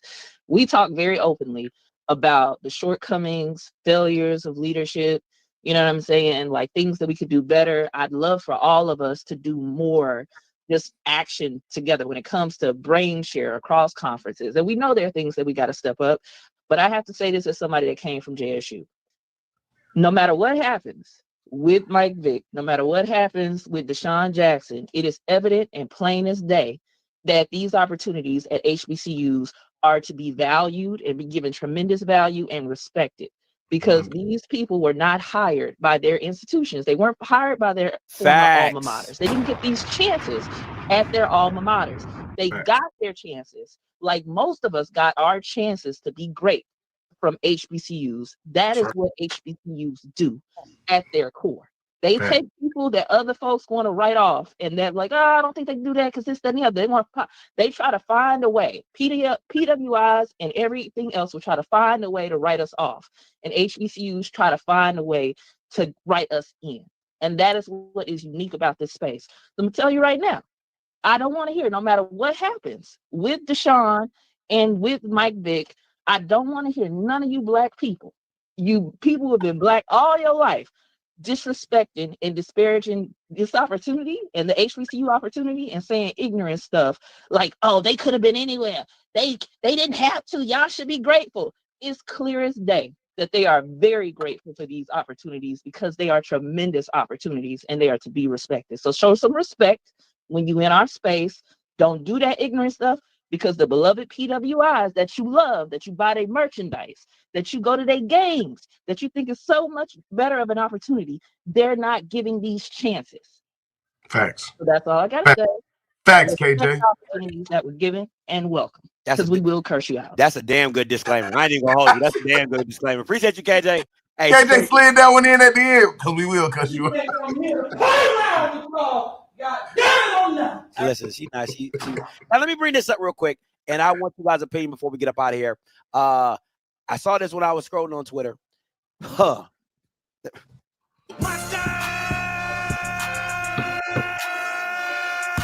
second bad, but somebody gotta do it. Got my foot up on the. Bro. I knew y'all was gonna tell y'all. I told you it was crazy. Bro. I did this 2 years ago. Bro. 2 seasons ago. 2 seasons ago. Bro. Hey, but look, here's the crazy part. This is just phase one. I told y'all that what the NFL is best at, you can hate on them all you want. We can hate on them all we want. I ain't watching no more NFL games. Say, that's fine. What they do better than any other league in the history of professional sports. is they chip off their assets and they make a small, or what's a big piece of pie, a cake. They take that piece, they take that slice, they move it over there, and they grow it, and they make that small slice into a whole nother cake. Watch when I tell y'all this just phase one. Y'all think y'all just saw something. They just rolled out NFL games on Christmas Day with Beyonce during halftime. Dog. Watch what's gonna happen next. Dog. Your wife ain't want to watch. Your wife ain't want to watch football before. She gonna watch football now. I tell you that. But here's the crazy part. You could go right back now to probably watch Beyonce on Netflix and turn around and guess what? It's on YouTube too. But why you face can't see it? It's perplexing. It was a great broadcast. It was beautiful. I'm not gonna lie to you. I was a little scared because a lot of the live stuff for Netflix be jacking up. Like, let's keep it above. I was a little scared. But and Scotty, hold up, Scotty. And the first 15 seconds, they didn't have sound. If I don't know if y'all remember, the first 15 seconds when the young lady with the little white girl was up there talking, they ain't had no sound. So I was like, oh man, not again. And then her sound came on and it was beautiful. I'm glad I missed that part because I would have been off the bandwagon already. Yeah. Oh hell no, right? Yeah. But I love. Listen, when I tell you I love they brought Greg Olsen, I think he's the best NFL. I think he's the best commentator. Period. He definitely better than Tom Brady. Yeah, Tom Brady's ass. I'm sorry. I don't know why people give him way too much credit. He's absolutely ass. Greg Olsen, to me, is one of the best play commentators. Like whatever I don't know the color commentator. Color commentator. He's the best. He's supposed to play at promo. Yeah, he's definitely that guy because he just has a great perspective of how he talks about the game and stuff like that. I think he's absolutely great, and he doesn't do too much. He's good. I think they can work. I love Nate Burleson. I've always been a fan of Nate Burleson. Yeah, I like Nate. I like Nate too. He's a great mind. He's a great speaker as well. I would change the RG3 panel. I think they should change that up a little bit. But other than that, man, I enjoyed it. I thought it was absolutely amazing. I'll say this to Josh's part. I said 2 years ago, put this thing on Netflix, and we need to do something with Netflix. But here's the crazy part: is nobody really paying attention to the two giants on both ends of the spectrum. NFL's tied to them both. Amazon Prime. And they competitors. That's crazy. Yeah, I can get my competitor. I got enough fortitude. It ain't enough power. I got enough fortitude and gumption, and I just got the balls to get networks that's competing. I'm gonna bring y'all all in the room. We gonna all eat together. That's crazy work. We gonna all eat together. Yeah. That's crazy work. After we done playing, y'all can go back to being competitive. But when our games is on your network, we all together. So right now, today, December 26th, the year of our Lord 2024, this is why when this program is over and y'all watching it next year, y'all gonna say Zoe needs to be a commissioner. So just like I told y'all 2 years about Netflix, I'm telling you right now, Football Sports, Hulu, you got other platforms you can actually go. Disney Plus, which is separate. Hold on. And Disney Plus just went up yesterday to $9.99. So because they also now have advertising. Hold on. And guess who owns ESPN, John? Disney. Okay, then. So I'm sitting there telling you, Football Sports, there's so many avenues to go because guess what? Like I told you, every television that's bought, Walmart, I don't care what store it is, they're preloaded on those platforms on the television. Hey, to my man in the chat, I ain't sending this to no commissioners. I'm gonna just go run for commissioner. Get my vote. Run for commissioner. Just go run for commissioner. Hold on. If I get this way, you get the MEAC. I got your number now. Let's rock. We rocking. Let's go get this money. Let's get this money. Hey, that YouTube TV going up next month. Listen. Oh, $80-something. When I first bought it, it was $50. I'm like, God damn. I was like, Apple TV is going through a price hike at the beginning of the year too. There's a reason why Warner Brothers and everything they got over at Max. Ain't nobody went to go holler at HBO Max yet. Look, I'm gonna say this quote. I promise I'm done. I'm gonna flip it. When it comes to the HBCU space, you have not because you think not. Thanks. Not your ass not. You have not because you think not. Yeah, I agree. All right, last points, guys, before we get up out of here. Last touches, last topic, hot points. What you want to talk about this Desean Jackson, Michael Vick, MEAC move, and everything. Zoe's on you. Man, listen, home run hire. Look, I know we might be in the minority. Oh, he don't have experience, but again, we talking about freaking look, a red and blue bug that we ain't never ever talked about on this platform. We talking about Delaware State the day after Christmas, man.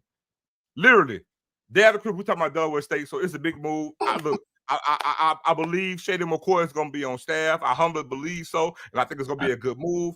But again, it's going to come down to he's the head man, what he does from a coaching standpoint. And again, I'm going to marry Norfolk State to Delaware State. I think it's a damn good look for the MEAC. I think, again, creates another opportunity where this conference can actually get elevated. They just got to do the work. Absolutely. What you got, Jay? Man, look, man, I can't believe that on the day after Christmas we talking about Delaware State. I can't believe it. I can't believe it, man. You know what I'm saying? I am, without a shadow of a doubt, I'm surprised that I've had this much conversation about Delaware State today. But I will tell you this. For the reason that we having the conversations, I'm absolutely happy and proud of this opportunity. Delaware State, great job reaching out, going beyond the parameters of what they would consider to be a convenient hire. You could have made another decision that would, in 2-3 years, you'll be right back at the same spot, trying to consider that anybody come in to help to increase the brandability and the value of your football program. The expectation is not that Desean Jackson comes in and increases the value of your institution and its academic prowess. This is about football. And if the football does have a positive reflection on the institution, then great. But without a shadow of a doubt, this is a smart, forward-thinking, incredible idea. It is. Is that your background, Josh? Yeah, that's my son. That's my daughter. That's my daughter. Just singing. You hear? Just. You know, she don't care. She don't have no inhibitions. Right now, it's selection time. So she just gonna sing. She gonna sing her heart out, man. That is too funny. Hey, guys, let the people know where they can catch you at. Josh, real quick. Hey, HBC United, we back Sunday, 8:45 p.m. Eastern Standard Time, 7:45 Central, 5:45 if you're on the West Coast. We'll see you guys on Sunday. We got a big announcement, big announcement on Sunday. Please make sure you guys are tuned in. Hopefully my brother Scotty and my brother Zoe come up, man, on Sunday, man. We had this conversation, man. I told y'all we got to keep this conversation in the circuit, man. Got to keep this in the digital network circuit. But, bro, thank you, bro. I appreciate you, dog, as always, man. And I appreciate you for having. I appreciate you for jumping on. What you guys, where can they catch you at? Y'all can check me on all platforms, man. Zoe Phillips 4300. And look, I made an announcement, but we actually went with a name change. So come up here pretty soon. Brand new page, brand new spot. We're covering all sports and all things, all entities. It's called Zone Coverage. Zone Coverage Podcast. Boy, Zoe Phillips, man. Y'all come check me out. I'll drop some things out there. A couple will be coming soon. Bring Scotty up, bring Josh up, man. But y'all just be on the lookout, man. Zone Coverage Podcast with Zoe Phillips. Yeah, man. You gotta give me that so everybody can make sure we try to get you to 1,000 like that. We try to get you to 1,000 like that. You just gotta let me know. Give me the name or give me the so we can send people over there. Let me hold on. Let me bring up HBCU Nightly stuff so y'all can go ahead and make sure y'all go over because we got 2,400 people up in here. So I'm gonna give y'all all what y'all need right now. I'm like, hey, might as well. This is the best time. Chill out. They still got Damon Wilson as their head football coach. I'm just saying. Hey, listen. They don't have no hurricane in Baltimore. Make sure y'all go right now. If you're on Twitter, it's HBCU Nightly right there. All right, go on YouTube, type in HBCU Nightly. You can go ahead and subscribe. Zoe, whenever Zoe gets this thing up, we're gonna get that promoted as well. Y'all can go ahead and make sure y'all tune in and make sure y'all be there on Sunday nights. Very professional. Listen, when I tell you, very, very, very professional platform. Okay, I mean just like, oh my God. But to the listen, okay. I'm like, if anybody, I'm like in living color. I like, you know what I'm saying? Hated it. Like that's me. All right. That's me. Whoa. Hold on. Whoa, bro. I know I ain't just seen you do that, dog. Bro. They did a living color. Hated it. You know what I'm saying? When they did when the brothers Marlon and they was like they did. You just went from stroking and pumping to. That's what I'm saying. Hey, That's in living color. But that's in living color. You know what I'm saying? That is the living color. You know what I'm saying? That's in living color. You know what I'm saying? That's the living color. You know what I'm saying? So I give you a bit of all that. You know what I'm saying? Yeah. We say trash over here. Okay, trash. Yeah. Yeah. Trash. We say sanitary proficiency. Okay. Sanitary proficiency. All right.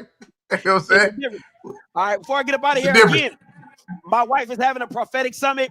My wife talks to God. She like that. Okay, like she like that. So December 30th, 7 until. All right, it's a private event. This will not be public on the YouTube channel. It's an intimate space. The link is in the description below. The link is also in. I'll drop the link again in the chat.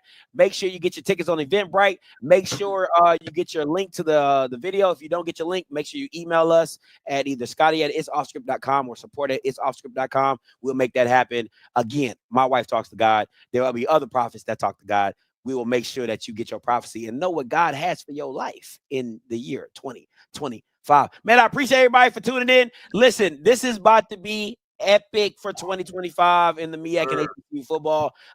We still waiting for Alabama A&M to drop their head coach. I mean, goddamn, I don't know. Jesus Christ. I mean, they got to go ahead and read now. I feel like because the swag ain't got no firepower. Okay, you got to go ahead and read. That's just me personally. Got Jackson State. Until next time. Anyway, thank y'all. Thank y'all for doing it. Until next time, you know what I'm gonna do. I'm gonna holler. God bless.